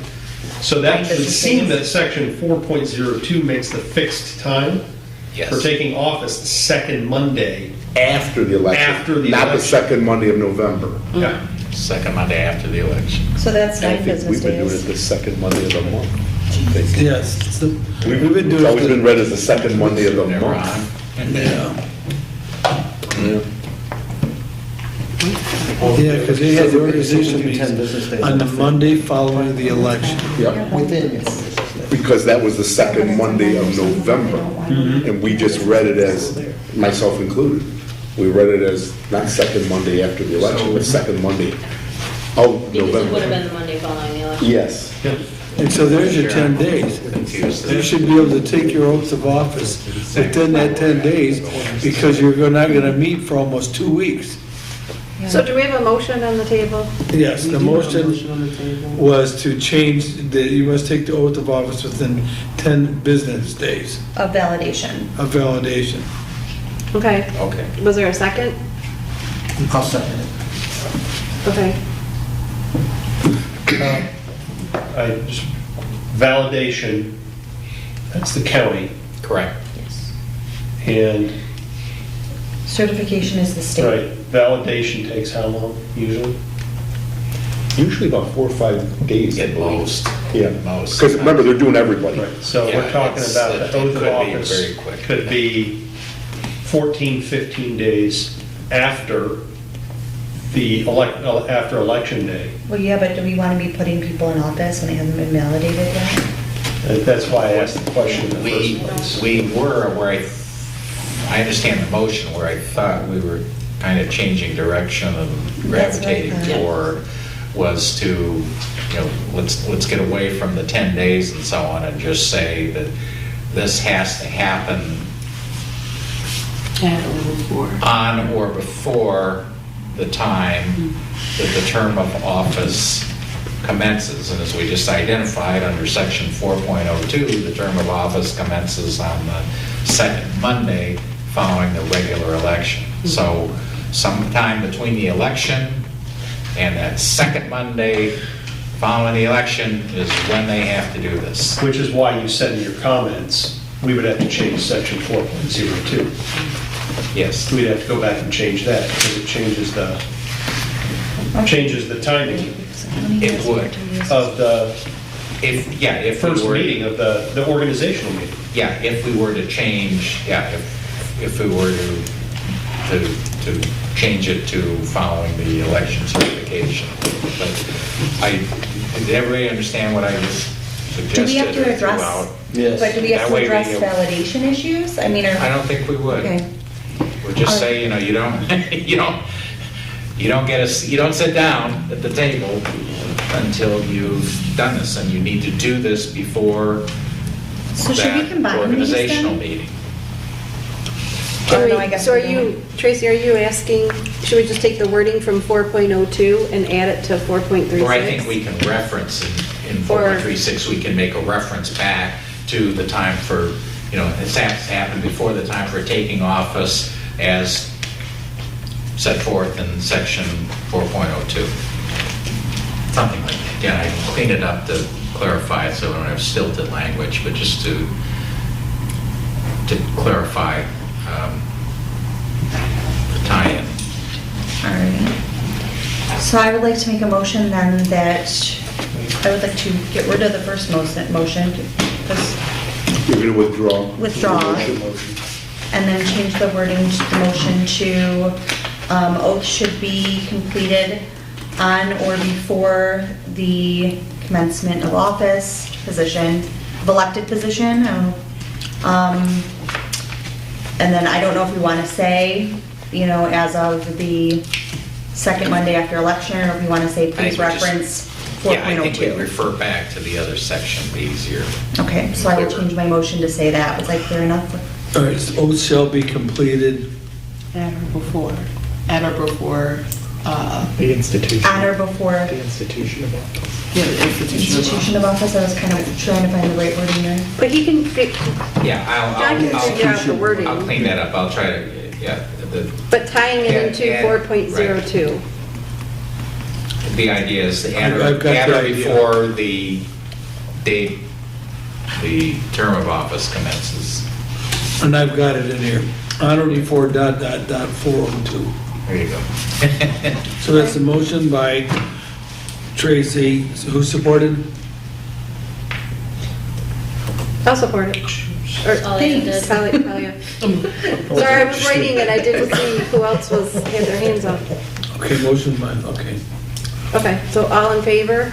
Aye. Anybody opposed? Okay. Wow. Man, there's bigger rocks than I thought. Well, we're getting through it, guys. Slowly. We already. Okay, moving on. 4.37. Modify the awkward language. Good. So I'm just asking this because as we discuss it, can we just make a motion to modify the awkward language with the help of our attorney? The only reason I'd say no is, what's the awkward language I'm reading? Okay. I think it had to do, Yeah, I don't I think it had more to do with it wasn't gender. What is it, 4.37? 4.37, okay. May The deputize. city clerk and the treasurer, Or either or either of them may deputize a member of their office as deputy clerk or deputy treasurer, as the case may be, subject to the confirmation of the city council. The city clerk and the treasurer, or either of them, may remove their deputy at will. Each deputy shall possesses all the powers and authorities of their superior officer. It's just, it's grammatically incorrect. Yeah, I the way it's think written. just like Yeah, it is. saying the same thing, but making it more like a clear two sentences. kind Yeah, of that's thing. what I'm thinking. They said there's a lot of words here that could probably be condensed down to Yeah. something Yeah. clear. And August isn't here, but I guess my only question, I just caught it now. His assistant, Jennifer, is she the deputy city clerk? Or she, and the only reason I say that is, if you read this, it sounds like August can fire her. Yes. He can remove his deputy at his will. I don't think he's the one that appointed her. I think the person is probably appointed by, I don't know who that person is appointed by. Well, I don't think you can fire her from their office, but he can make her not the deputy. Undeputized Yeah, her, if that's. undeputized. So then, in essence, you fired her from the office. She's gonna be collecting pay with no job. And I know that's No, not. she still works in the office, she's just not the deputy clerk. Right. She's the assistant clerk or the whatever. I look at deputies Remove more, title. and She this is way not it's the like, deputy clerk. It seems like a title thing. yeah, and like I said, maybe I've created something out of no place. Remove the deputy at will. It just, Yeah, But I understand, It like- sounds like getting it fired. does say that. Do yeah. we have a deputy? The way it clerk? sounds. Yeah, we do, Jennifer. Or Jen, I think. I'm not sure if she uses either one, but it's She is tall. technically, she's deputy. That's her and title. Okay. Yeah, that's her title. She's She's got a, finance committee too. yeah, I don't think she's the assistant clerk. I think she's the deputy Deputy. clerk. She is. That's how she was. She's Right, so my only question is, I wonder who appointed her. Was it the council or the manager? And then shouldn't that authority really stay with Or the the person council or the appointed. manager? and that's how And it does say on here that he can appoint with council confirmation. I guess, I don't know why this is coming to me now. I don't want this to be confused, like, is she my appointee? Is she his appointee? And we both gotta agree on when you gotta go, or does he get to make the cut without me saying anything, even though I helped appoint her? Right. We're gonna, I mean, we have to get that answer. We gotta get an somewhere. answer. We can't. Yeah, because he should not fire a council appointee or a manager appointee. But Not if the manager's in charge. you can't be an appointee, the council is in charge of August. Right. Not the manager. So the manager couldn't be involved at all. But we changed That's- it. But that's But for, we're changing that's for that. August, but not for the Hopefully. deputy. August isn't appointed by the deputy, I view the deputy as an employee, for someone from the building department, whoever the case may be. You've been hired The through a DPW, normal process. right, you hire through a process. I do them, but I guess I really got to find out, who made this appointment of the deputy? Was it the council? Because if it is, the clerk should not be able to fire an appointee of the council. I think we're gonna have to We're going to have to get it clarified. get more info from August on that. Something so simple just popped out. Why don't we put that on the back burner? Yeah, let's move on. Because And we need, that's, the we wording got to in that find can out. change because we also put it in place to have August now report to, have report to manager. Right. So Right. we've got to make sure that the wording would cover whatever. Exactly. So when we have a grammatical, the original point that Mr. Stern made was that we have awkward language there. And Commissioner Rucci asked the right question because you don't want to change awkward language and somehow change the meaning. Yeah. And it slipped by the commission because we're the ones that are responsible for meaning. If we're going to fix a bad grammar, I suppose we need to know what that solution, that fix is going to be and I agree. be okay with it. We So can't answer this one yet. Yeah, we can't, we just move on. we're going to So, move yeah, on. go No, ahead. I got just a comment. Okay? I can see the need somewhere along the line, because the clerk is going to be out of the office, and the treasurer's going to be out of the office, and I've got my right-hand person, I'm going to deputize you. By deputizing you, I'm giving you all the authority that I have. Mhm. Why would that have to be approved by council? What it says. It says I that. know what it says. Oh, I'm not saying it should. I'm not getting into that. That's all I think it ties in though to, before we made the last meeting where we talked about changing that suggestion, I mean, it makes sense to me for consistency purposes, if the clerk is appointed by the council, and if the deputy would be in a position to assume the I see what duties you're and saying. role of the clerk, then why shouldn't the deputy be equally answerable to the council? So I suspect that's the reasoning. So that goes back to where we were talking about the clerk and the treasurer being directly appointed by the manager or Right. working for the manager. And if we did that here, then I would agree. If And the we're not- manager could if we're not agree with the making- appointment. If the clerk doesn't have to be appointed by the council anymore, it's the city manager's responsibility, then it would seem like we would do the same with the Because deputy. that would do away with this awkward language, because, Yeah. I mean, I know a lot of, as a manager for many, many years, I never had well, I had Randy and an assistant city manager in one city, but I really didn't have an assistant.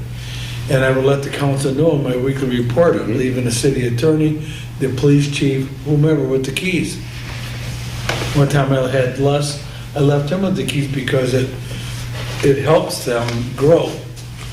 But at least I have somebody that Right. is in charge. And I think it does talk about that in terms of at least the managers. But it's awkward language, but like I said, I just don't know how she was appointed.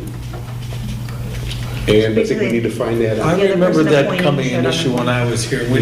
I just said, the hell with it. Yeah. Okay, Sorry, let's move on. that's okay, we'll put that on one of the Yep. things for the next agenda. Yes, page 4.37. Yep. Are you gonna reach out, or do you want me to reach out to August and find out how was she appointed? We could, Most guys got it. Talia is already gonna message him. Oh, I didn't know that. He might Okay. be able to, because he's. Yeah, no, I understand, I'm just saying, He yeah, might either be able way. to, Yep. All right, so Okay. 4.39. Should we delete the appointed officers removal or restrictions? so, And that was just a question I had raised. I just found that a kind of a curious provision. And I think I know the reason it's there. It's basically saying, yeah, we don't want people to come in right after election and start firing.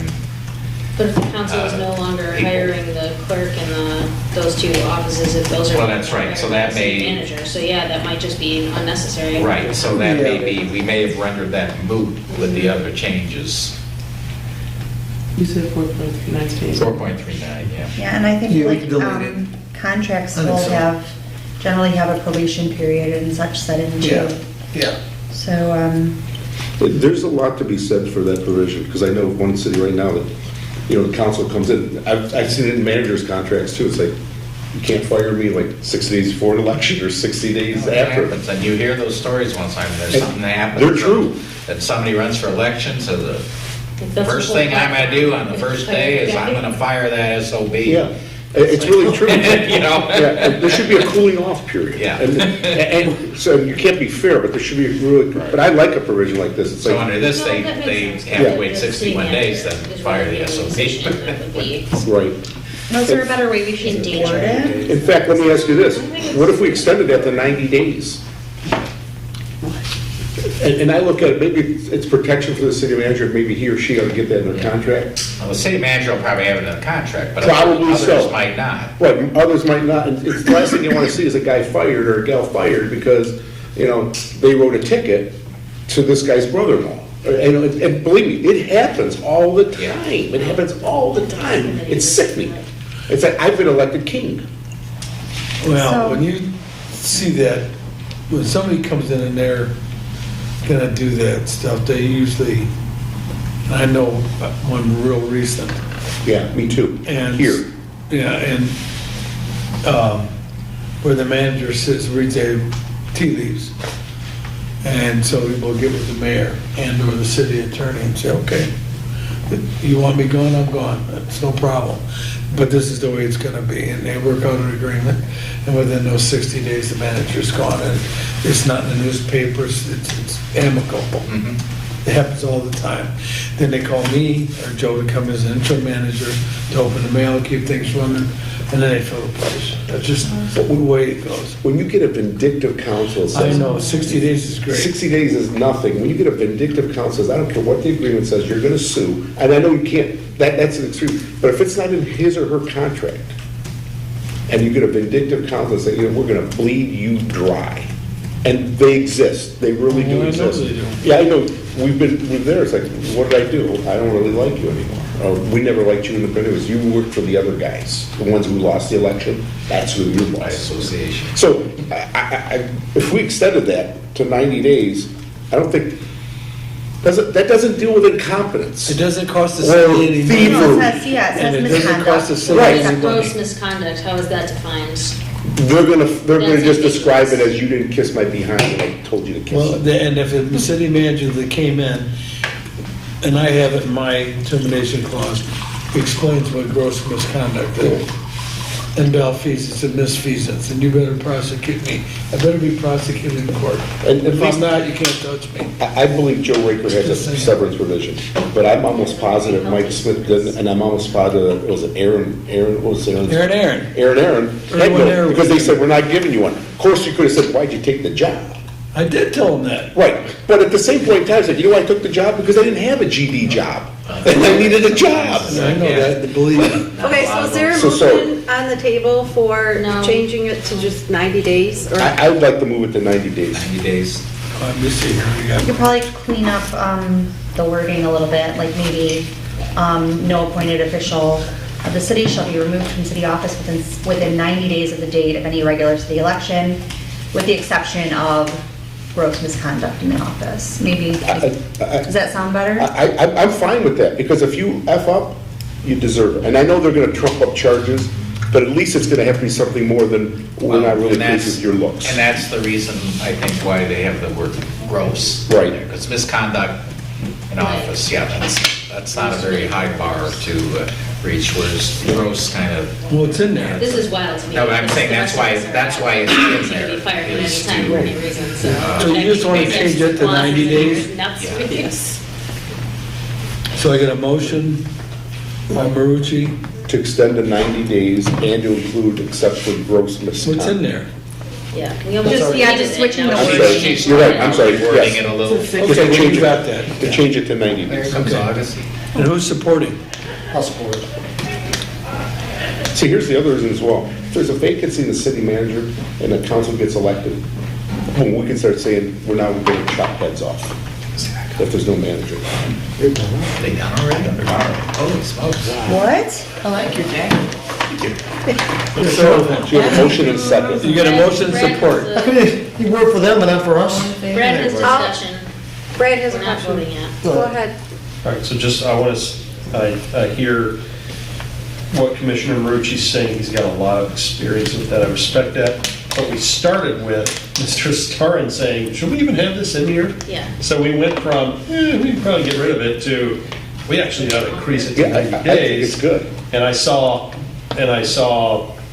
Mr. Starin go the other direction. I'm So just raising the question as to whether Yes. this even serves a purpose. I understand Okay. and the practical experience here from these gentlemen, it makes sense to me, but I don't see this in every charter. Okay. You know, this is, And I like I have to say, it's admit, like- unique, but it's something that the Charter Commission that created this must have thought it was important at the time to put it in there. And it made sense to me because like once I heard, oh, well then you get somebody who wants to just come in and clean house with their own agendas, I was like, whoa, wait a second. I flipped. I was like, Yep. no, it makes more sense. A 7-member council. Official of the city. You didn't vote for that. So appointed official of the city that's just going to be one You're It's person. just gonna be the right? city manager at this Yours may point. have been because just the called changes in a we bad made. way, but there were a lot of I questions don't about. think so. Isn't the police chief an appointed official? 37, I suspect. It just says appointed official, let's say appointed by who? So, I guess the Police scenario, chief, fire chief, city manager. yes, a library director, DPW director. And I only look at it this way, if there's a vacancy in the city manager's job, for whatever reason, right? The guy actually left on his own before the election, two people come in, it's like, they're the bosses now. Right, right. Or their appointee, who is their interim manager, he's the boss. Guess what he's gonna do? You guys are gone, see ya. Not if it's me. Well, but you read that I won't as do that. It's not- appointed, these are people appointed by the council, not people appointed by whomever else. Like the DPW director is an employee, He's the appointed, city, but he's an appointed it's person. appointed to the title. So you get fired from your whole job or You get fired from your job. by the Yeah. council, Yeah. Yeah, even though you report to the manager. right, but like you said, what if there's a vacancy in the manager and an interim is put in who's the friend of the council? Oh, yeah. I don't realize how often does this happen? If they force the manager out without firing him, guess who's gonna be, because they didn't like him? Guess, in an interim position, we're gonna appoint the guy that we like, and he's gonna do our bidding. So all I'm saying is, because then you're subject to that. All I'm saying is, let's move it from 60 to 90. Now, I do have a question, and about that. First of all, seems like that would require quite a bit of coordination, because if you have 7 people in city council, there has to be a majority of city council coming in that already has decided that we need to fire the city manager or the appointed official. And so that seems like a kind of tall order. And if you really do have a super majority, or you have 4 or 5 people on council that are that together about terminating someone, I feel like that would be hard for the voters not to notice Well, when they're electing those people to office. So just ask East Lansing and Lapeer Yeah, Next. and Marine City. and Marine City. It's just happened, It just happened, they got rid of everybody. yeah. And the guy in East but Lansing got a not for favor. gross misconduct. No. They're saying it was personal. No. Yes. It's So usually personal. The purpose of this sentence in the charter is mainly to keep the city functioning at a high level and to protect the city from city council members who come in, don't like the city manager, for example, and just decide to get It's rid to of her or him. give the appointed official some insulation from political changes, recognizing that those can happen every Okay, couple of years. yes. Every two. If not more frequently, and it's just to Right. give them a little bit of, not to fully take away the council's authority, but just, again, to give some protection to these appointed officials, that Got it. they don't go to bed every 2 years, the Monday night before I see. election, wondering Okay. whether I they're see. still gonna have a job after tomorrow. One last thing. Why we're being so vociferous about that is, and I know that August won't agree with me. Councils used to be really, really bad. Now they're really, really good. And they just will give the manager and the clerk and everything they want when they come in the door. They never hammer them or nothing. It's Get a month like that sometimes. It's so bad that nobody wants to do this anymore. You can't, I talked to the city manager from Birmingham today, he can't even hire anybody. Nobody wants to come to work because they don't want to work for these city councils. And I agree. Brad, I can't think of I think I know who the elected official was, but it happened to me here. About a month after I got here, they came and said, we want you to fire the police chief. It's like, what did he do? He's not as good as he should be. I said, oh, okay, I appreciate the information. I bet you it's happened to every manager, one way or another, that someone has gone in and expressed, not just like, just watch him, he's not doing his job, or she's not doing her job. It's, we want him or her gone. And you're like, where did this come from? And it's like, the employees are upset. Oh, okay, good to know. So that's why, this is, like I said, good managers, or I shouldn't say good, councils that are opposed to it. Why am I opposed to giving you a severance provision? Because I'm looking forward to firing your ass. That's why. And there's no other reason. And not even 2 weeks. That poor Aaron got, there's the door, don't let it hit you in the behind on the way out. You know what the greatest one is? We want to go in a different direction. Yeah. What's that? I don't know. No, really, the East Lansing manager, he got a favorable job review late December, and was fired last month. What happened? I'm sorry, just to give example of this, I guess just to take that pressure off of like, a good council will say, we want you gone, would you start looking? You were giving you 6 months. They're not gonna make that formal at a table, but they're gonna approach the manager and say, we want a different direction. We'll give you an opportunity to get a job. Boom, that's And how we're gonna pay you your severance. Yeah, that's how good cities operate. They really do, because they don't want the turmoil of people being terminated and coming to council. I've made this very long, and I apologize, but the motion was, I think, 90 days, and I'm going to shut up because I talk too much. But I do it. We're going to leave the gross misconduct. Absolutely. Yeah. No, absolutely. Possibly clean up the. Yeah. Yeah, because if someone's really out of control. I am not justifying bad behavior, poor behavior, drunkenness, not showing up for work, like, I'm gonna take the next 90 days off and see what they do. Not doing that at all. Right. No, it's Incompetence. misconduct. Absolutely. That's job abandonment. Exactly, whatever you wanna call it, it's like, you've walked away. Okay. Talia, what do you have to say? What I'm getting is that we should probably just keep this action. I think the 90 days is fair. Because that's basically what you That's said. exactly It's a very what- common thing. yeah. Okay, so let's vote. Was Who's there a in motion? favor? There's a motion I did the support. motion. Okay. I'll support. 90 days. Yep, 90 days and switch the wording around. Yeah, clean it up. And we have Joe as, he made the motion, Dan Dan seconded, Yes. and we can vote. All in favor? Aye. Anybody opposed? Okay. Next is 6.01. Should the fiscal year be changed? No. I mean, no. Why not? Because I can't think of one city, I know there are a couple, that has a fiscal year different than July 1. Some villages do, and some townships I'm gonna have calendar do. years. Cities always go into July. Well, they start July 1 and. June 30th. I would say 99% of cities do that. There's a goofy one here and there. Is there any benefit of going like, the feds use October 1 to September 30th? And the state does too. Yeah. And they did it. Is there any- There's no benefit to it, but you just want to stay on cycle with Yeah, we everyone else. definitely want to stay with something, and I raised the question, not really a legal thing, but just from the people who are involved with the finances and so on. Does this work, or does this create problems of moving into a calendar year, or an October 1 to September 30th would resolve? I feel like July that 1 clears to June that 30 is Pretty standard. fairly typical. There's nothing unusual, we're not outliers. The last city that changed was Royal Oak. It was like 25 years ago. I remember, like, they had a June 1 fiscal year, June 1 to May 31st. Look what happened to their And parking meters.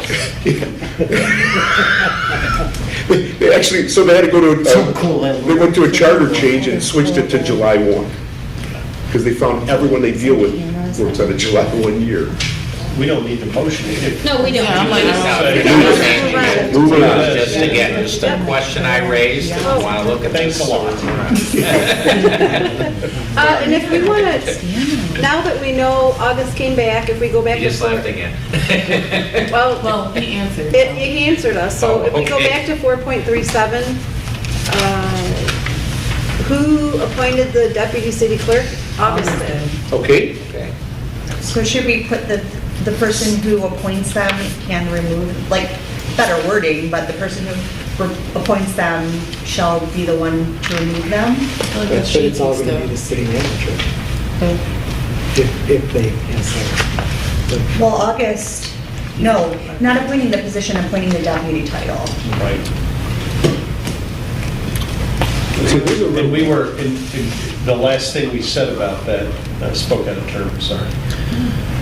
The last thing we said about that is what does it mean to be a deputy? That word has meaning. Is that a job? Or to use Commissioner O'Neill's example, is it, here are the keys, I'm going to be out of town, I deputize you to open and close. In the event I'm not here. That's all it So is. what happened? So the question What is, exactly is the deputy? yeah, we were, Is that just a title, or is that a job?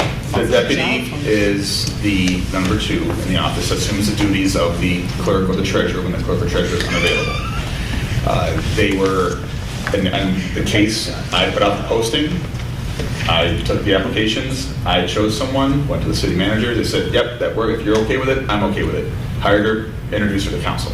That's how it went with my deputy. But you went to the manager? Yes. Because the manager is the appointing authority.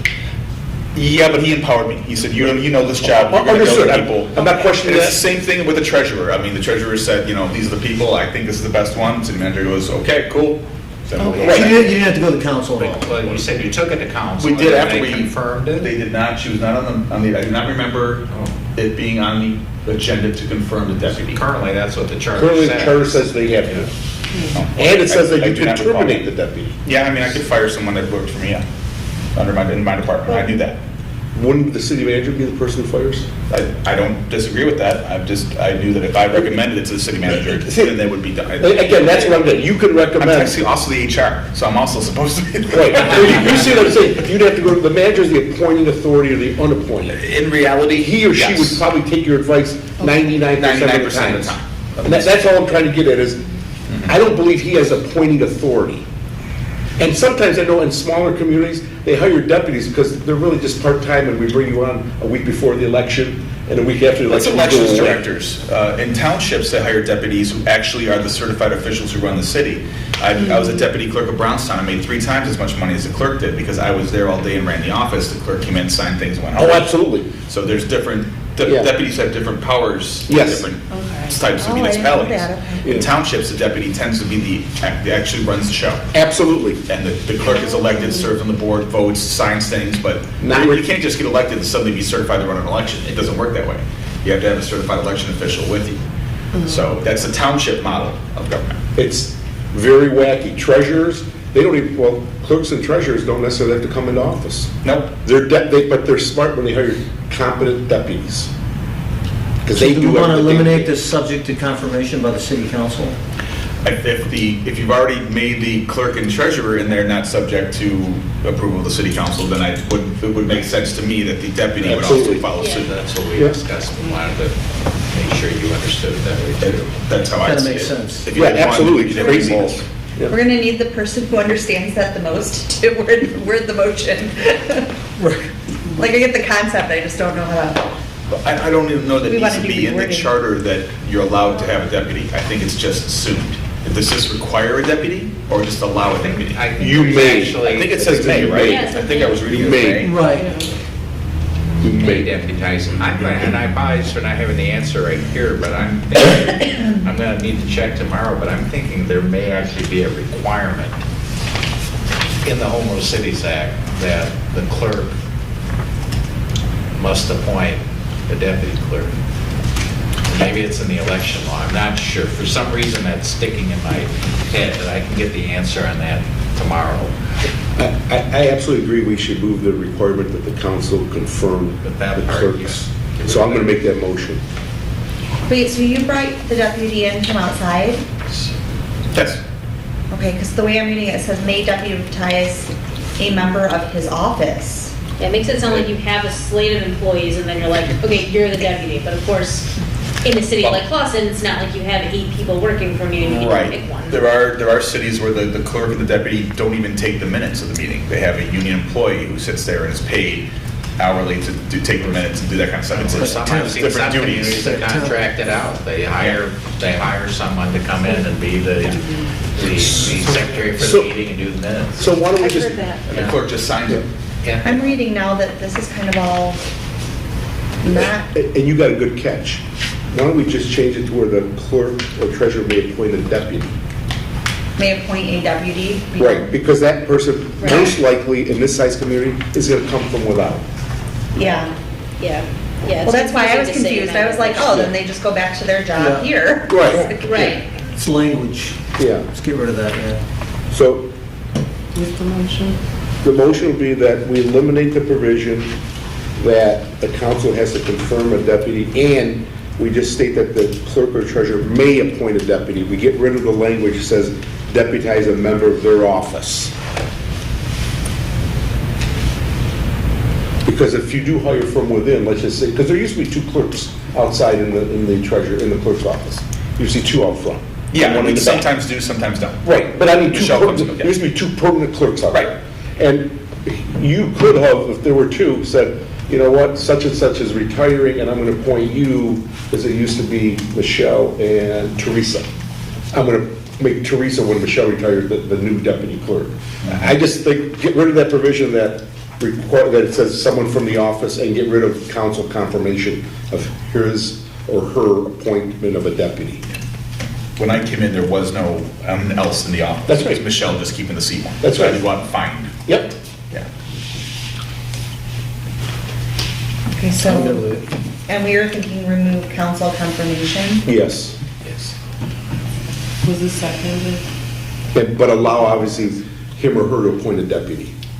Then the clerk or treasurer To can appoint a remove that deputy. position. Right. Should- And get rid of the provision that it's got The to last come from, sentence it's is from good. within the office. Yeah. And that was 4.37. Yes. Yes. So do we need to do a motion to I- change that wording? You I did? made it, Okay. yeah. I'm not saying, I'll second. All in favor? Aye. Anybody opposed? Look at us, guys, this is easy. Very You told easy. us this commission stuff was gonna be Very hard. Yes, we'd have it wrapped up plenty of time. We're not even fighting, what's going on? If we keep the momentum that we do No, have we right now, really- we should be done by our next meeting. We'll work its way Okay, so 6.03, that's where we're at. Yes. Taxes, fees, funds, collection, deposit. Consider authorizing city treasurer to invest city funds in accordance with state law and investment policy to be adopted by city council. I think under the act, you're required to You are. have an investment policy. Yep, and it's required to be adopted at 20, I At think. 20, yeah. Yeah, I had a note on mine when we went through that before, like, is this considered in treasury policies? Which would beg the question, do we even need this in the charter?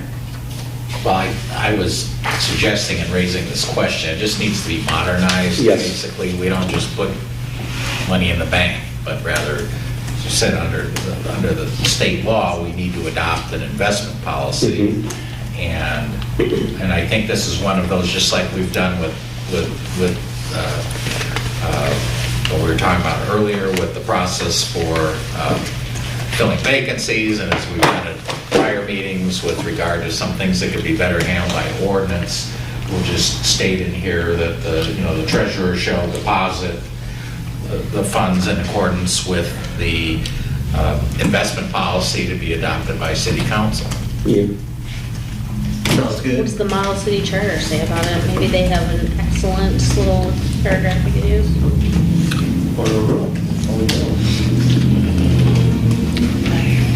It may vary because Michigan has specific state law, investment policy. I don't know that that's necessarily uniform through the 50 states, which the model charters kind of, Doesn't say anything. yeah. Yeah, you can't have repurchase agreements, you can't put it in junk bonds. You can't invest it in, equity, stock, equity, you can't put it all Penny on. stock. No crypto, yeah. You can't take it all and buy crypto. Nigerian with it, princes. or Apple stock or whatever. Russian banks can't do it, no.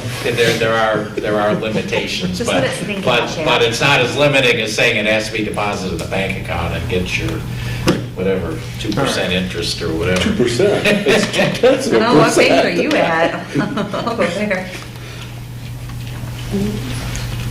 So we're gonna, So we're really just looking at cleaning up the verbiage on it. Yes, and referring to the investment policy to be adopted by In the the city state council. act, in the state act. I mean, Pursuant is there, to the state law.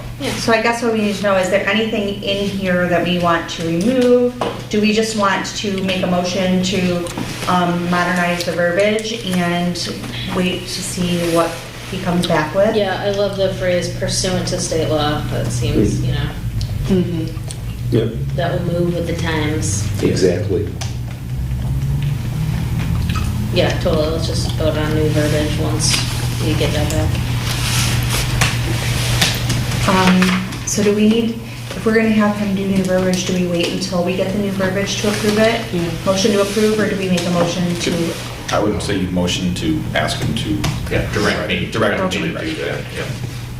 I motion to have you, I motion that you reword this section 6.03 to modernize it, including the verbiage pursuant to state law, and clean up the paragraph accordingly.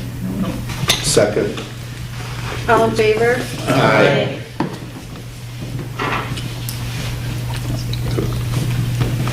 Do you get all that? Yeah, it's one, when you're just cleaning it up, it's a much easier motion than writing it. Clean up.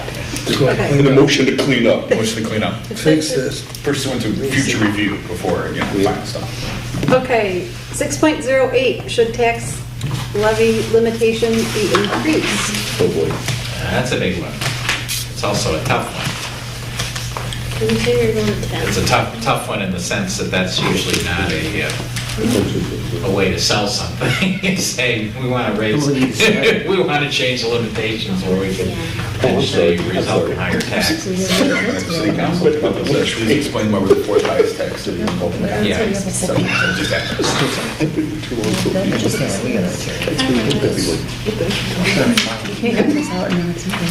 But just recognize, as a home rule city, you could, as a home rule city, go as high as a tax rate of up to 20 mils. 20 mils. I'm not recommending you do it, I'm just telling you that's the upper limit by state law.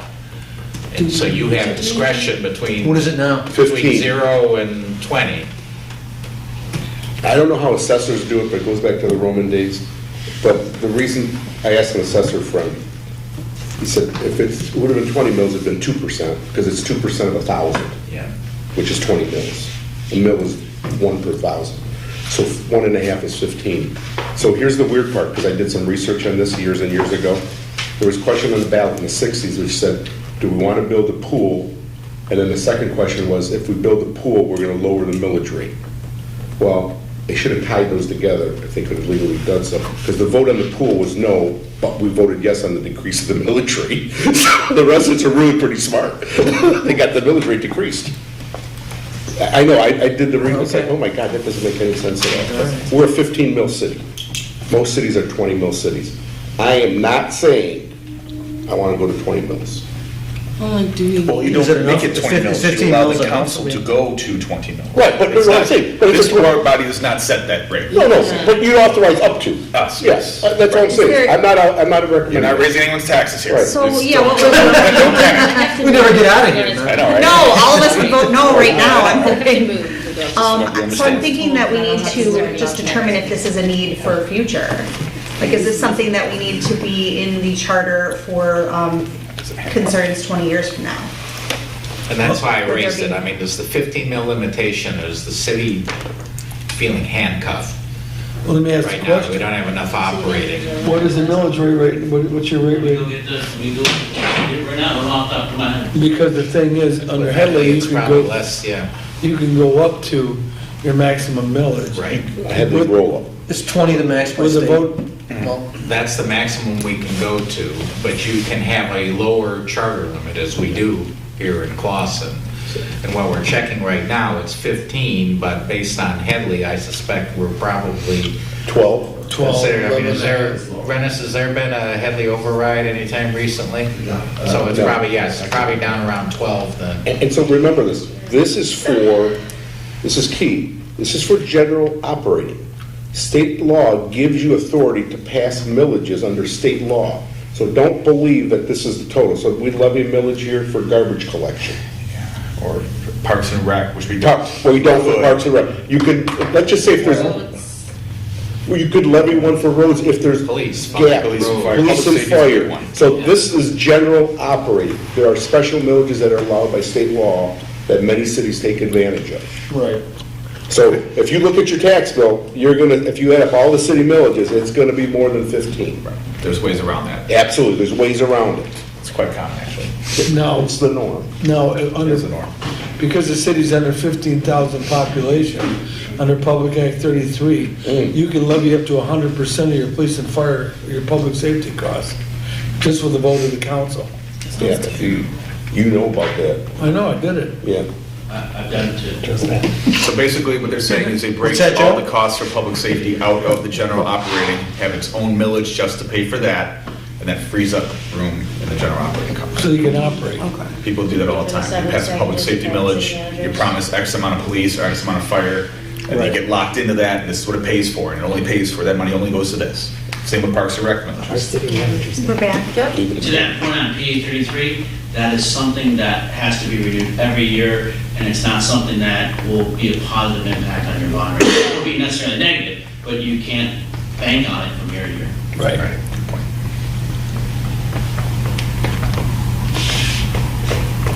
You asked about, is 15 operating by charter? Right. What are you at? Be at 9362. Jesus, it's lower than we thought. 9363 per. So he's 30%, 33% below what it could be. Well, yes and no, Yeah, I understand, Joe. but these people may not, and I'm All not right, trying to explain. trivialize it. So the, Yeah, they may not. Okay, the first Who are fight these starts. the 10 mils at one time, that you're levying now, at one time could have been 14. But Headley made you roll it back because your SCV goes up. Yeah. When Headley was brought in 78, you roll it back by the increase in inflation. Right. So the number of 15 mils of pre-Headley is now equal to 9.789, whatever. 977. Right, so it's in essence, you're levying still 15 mils, but it's been reduced by that number, because otherwise you get this automatic increase with inflation, if you could always keep it at 15 mils. So that's, 15 mils in 78 is now equal to 9.775. Just keep that in mind. You could still get the inflation, the lesser of 5% or the rate of inflation. That's what you can get. But what happens is these councils don't want to levy it, or they don't want to increase it, can do it by their vote, to have that difference. And so they keep it the same, and it keeps rolling back till you get to the point where you're not open Fridays, and you don't have any money, and you don't have anything else. Just saying. So is there a reason, I mean, considering where we're at and what we have approved at this point, is there a reason to ruffle feathers and I increase it?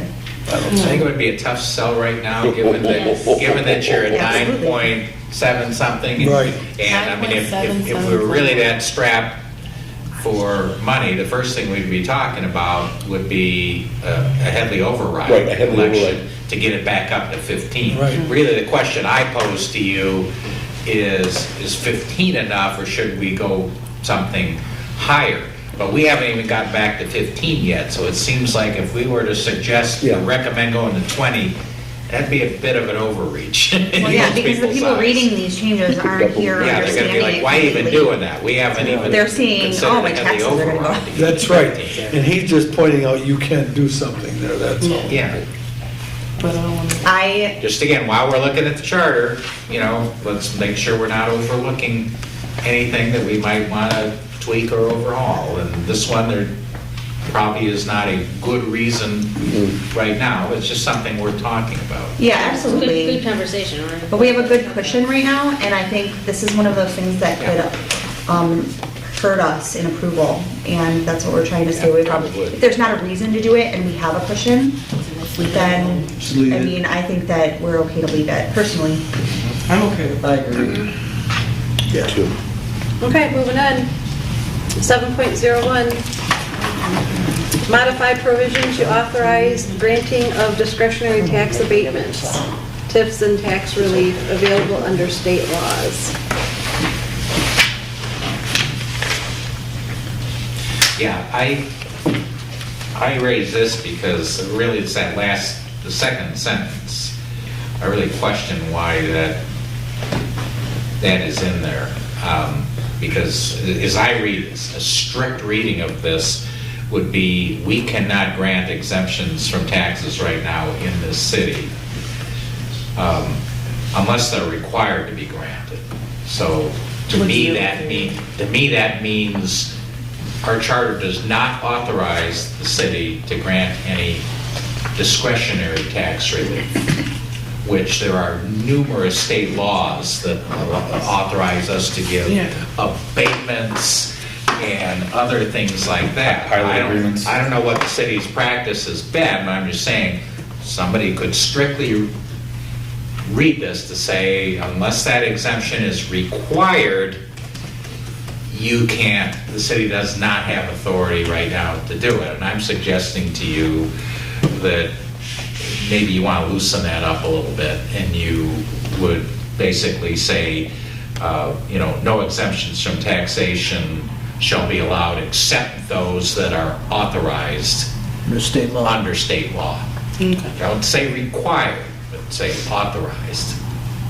And this. Understand the distinction I'm making? Because like I said, there are some discretionary programs that would give the city council tools for economic development and that type of thing. They're not required to grant them, but they're authorized to grant them.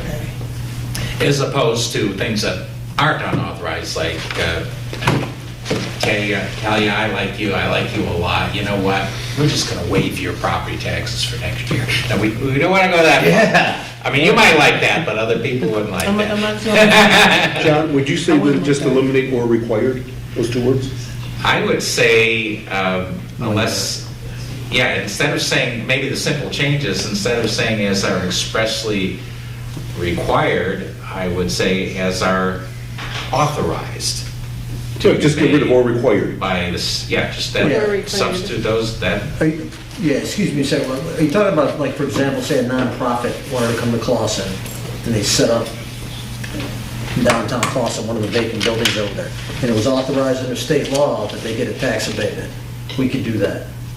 if you make the change that I'm suggesting, I think that's right. If we did that. Well, is that being covered under the next thing here? Supersede our charter. Because I'm seeing this state law reference, so should we be rewriting it to that?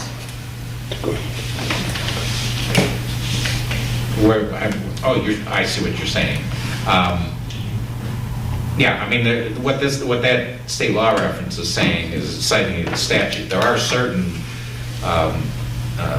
exemptions that we have to grant.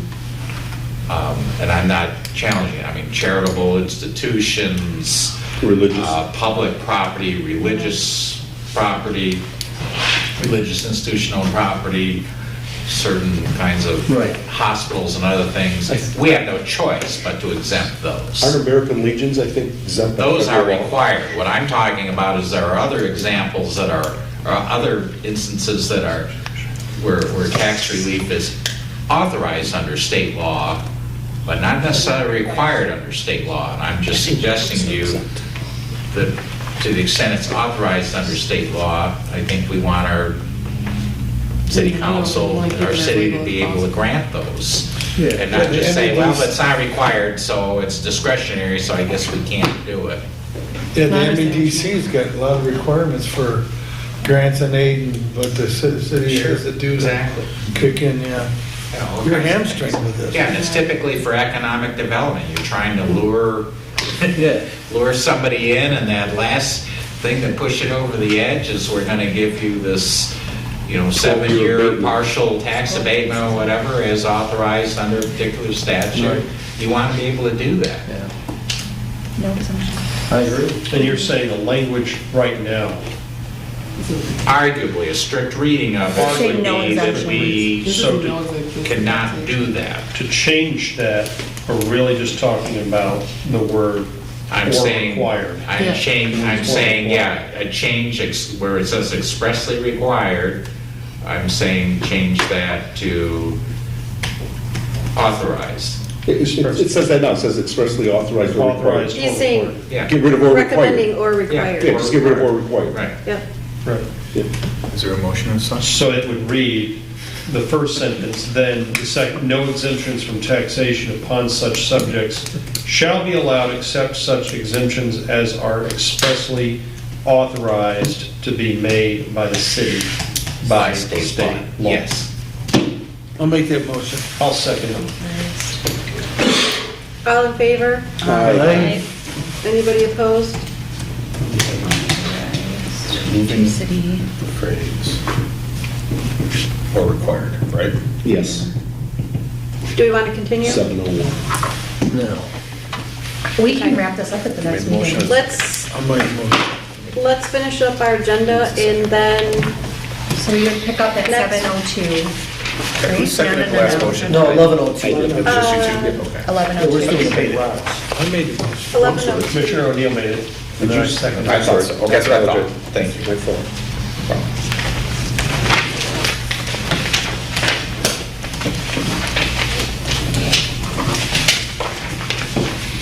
Commissioner comments?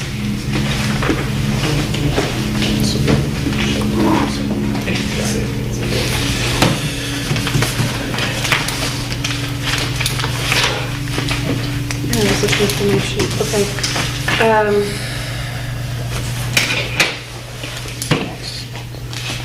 Does any of the commissioners have comments? No. Well, I do. Or actually, it might go on for items not on the agenda. The last few meetings, we were talking about matching the finance documents Yes. on our drive versus what we received from the finance department. And there was just a couple of things that didn't make sense, which is why we weren't matching. And I spoke with the finance director, Kelly. We talked about what it was, and we now match. So, in the beginning of beginning of the budget year, there was a credit that needed to take place because of what happened last budget year. And she added it back in. Oh, that double payment? It was, yeah, it was something that was overpaid, so they had to issue the credit. And then the other thing that did not show up on the last sheet that was given to us, the budget sheet, was that 2 invoices from Merge Live that weren't ours showed up again, which she said that it was how the report was run, but they really are not there because they have been taken off. So Okay. we're okay now, we match. Thank you for that update. Thank you. Yeah, you're welcome. Okay, so, public comment for items not on the agenda? Anybody? Dennis, do you have anything for us? I'd love to be, I'll be here at the next meeting. I saw the progress you guys have made, and it was outstanding. I'm so excited for this, and thank you for all the work you do. At the next meeting, I'm going to stop by just to give you a couple of items, I'll just speak as public comment, to give you a couple items about, the historically, I I've gone through, we've gone through and we've litigated. I think just things for you to consider and put a pin on, and maybe you want to address them, maybe you don't. It's entirely up to you, obviously, but I'll bring those to you. You should have previous meetings, but I suppose. So for the, Thank you. you're talking about the March 14th, you want to be on the agenda? Whatever. And Okay. if you have the agenda, I can just speak about the comment. Okay, all right, thank you. Okay, so the next agenda, Pump the brakes. so for the next agenda, we'll start off at, what did we say? 11:02. 11:02. And I think we'll finish the next that's one. pretty much Yeah, we'll it. finish. I think, We get the 28 off. do we want to talk about the meeting after March 14th? Are we going to want to meet between the two?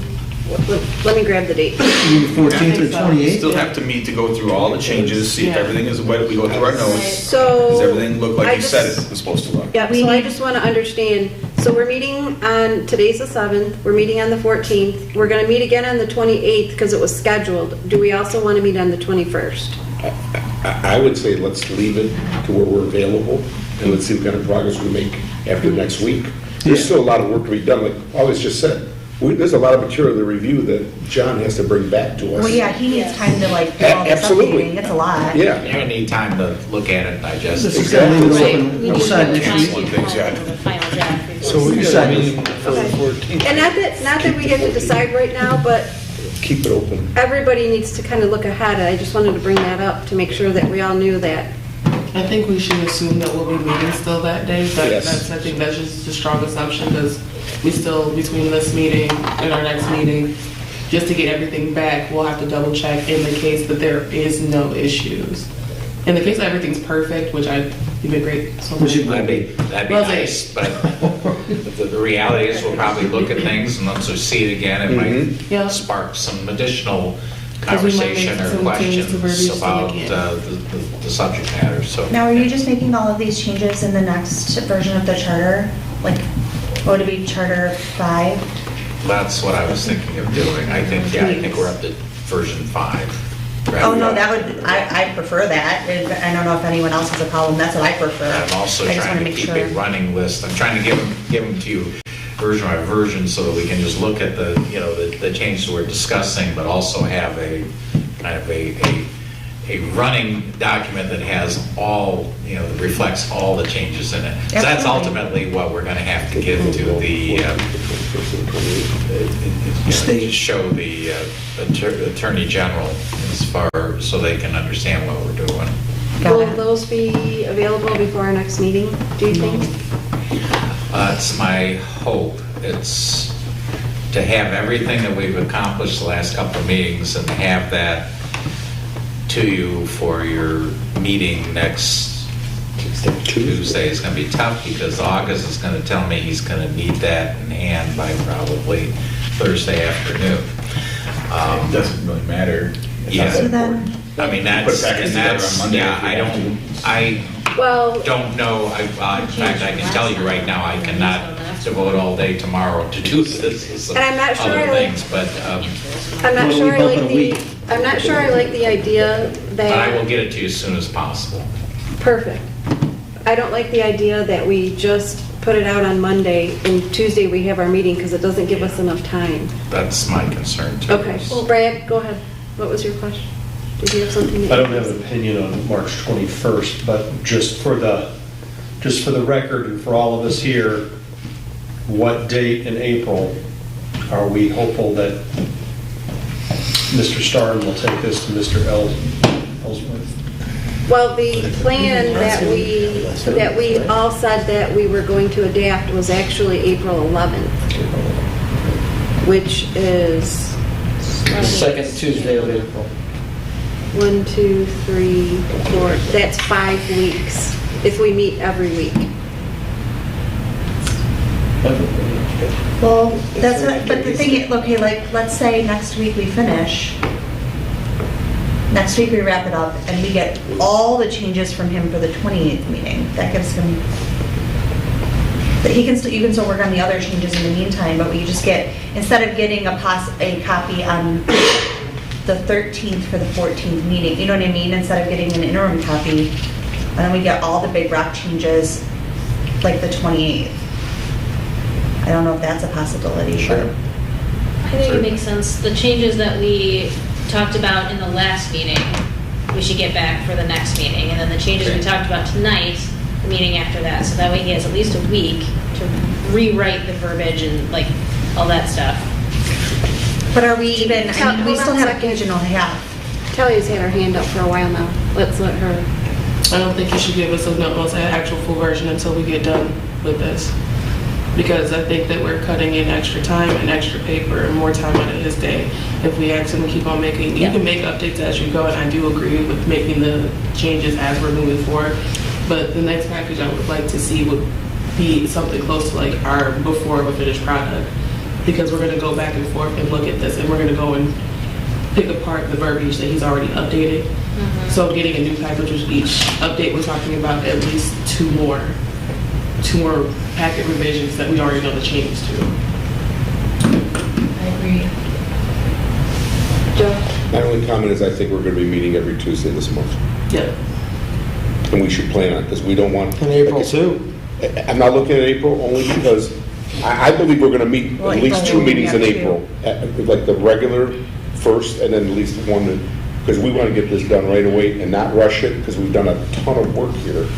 And we don't want to be behind the 8 ball, we'll be meeting, on a Saturday or whatever. But if we meet every Tuesday this month, and for sure the 1 or 2, well, 2 in April, we get this, the sooner we get this to the state, the better we are. But there's a lot of work that we've done. Take May off. We've taken like a 50-page document, reduced it. We need to read this again to make sure that he's understood our comments. Well, this is going to be contingent on, well, first of all, us finishing our review of changes for the 14th, on the 14th, which I think we can do.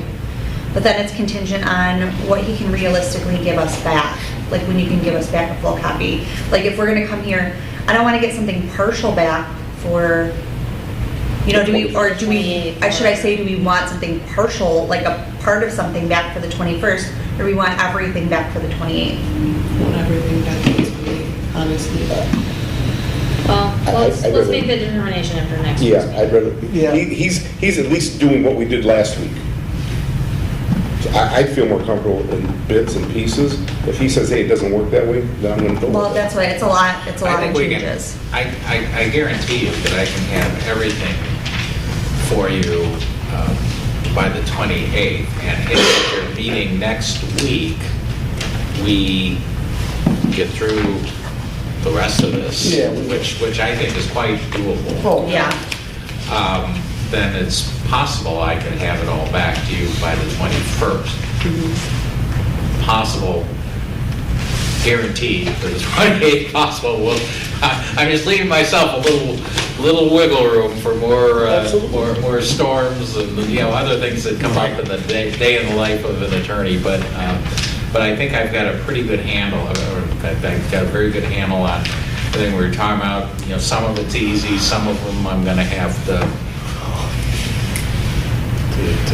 stew over and think about and put aside and come back to and that kind of thing to make sure I've fully captured the concepts that we've been talking about here. But I will not be the holdup on making the deadlines. I'll make sure that I get done from my end what needs to be done to keep us on track. No, I appreciate it. Okay. So do we just want to put that in a holding pattern until next meeting and see where we're at? We'll decide next week. I mean, I'm fine if we need to meet again. I just want to make sure that we're as proactive as possible with what we're, what we're doing with our meeting time and what we're going to have back. I'm just throwing out there, I'm out of town on the 11th, that whole week. April? Okay. Yep. The most important day, you're out of town? Oh my God, David's in Chairman. charge. It's good thing he's not. You're going to have to make David your deputy. I am coming as the Easter Bunny that day. Oh, boy. This I gotta see. You'll be just fine. And now it better happen. Okay, do we have a motion to adjourn? Move it. Second it. All in favor? Aye. Okay, thank you everybody for coming.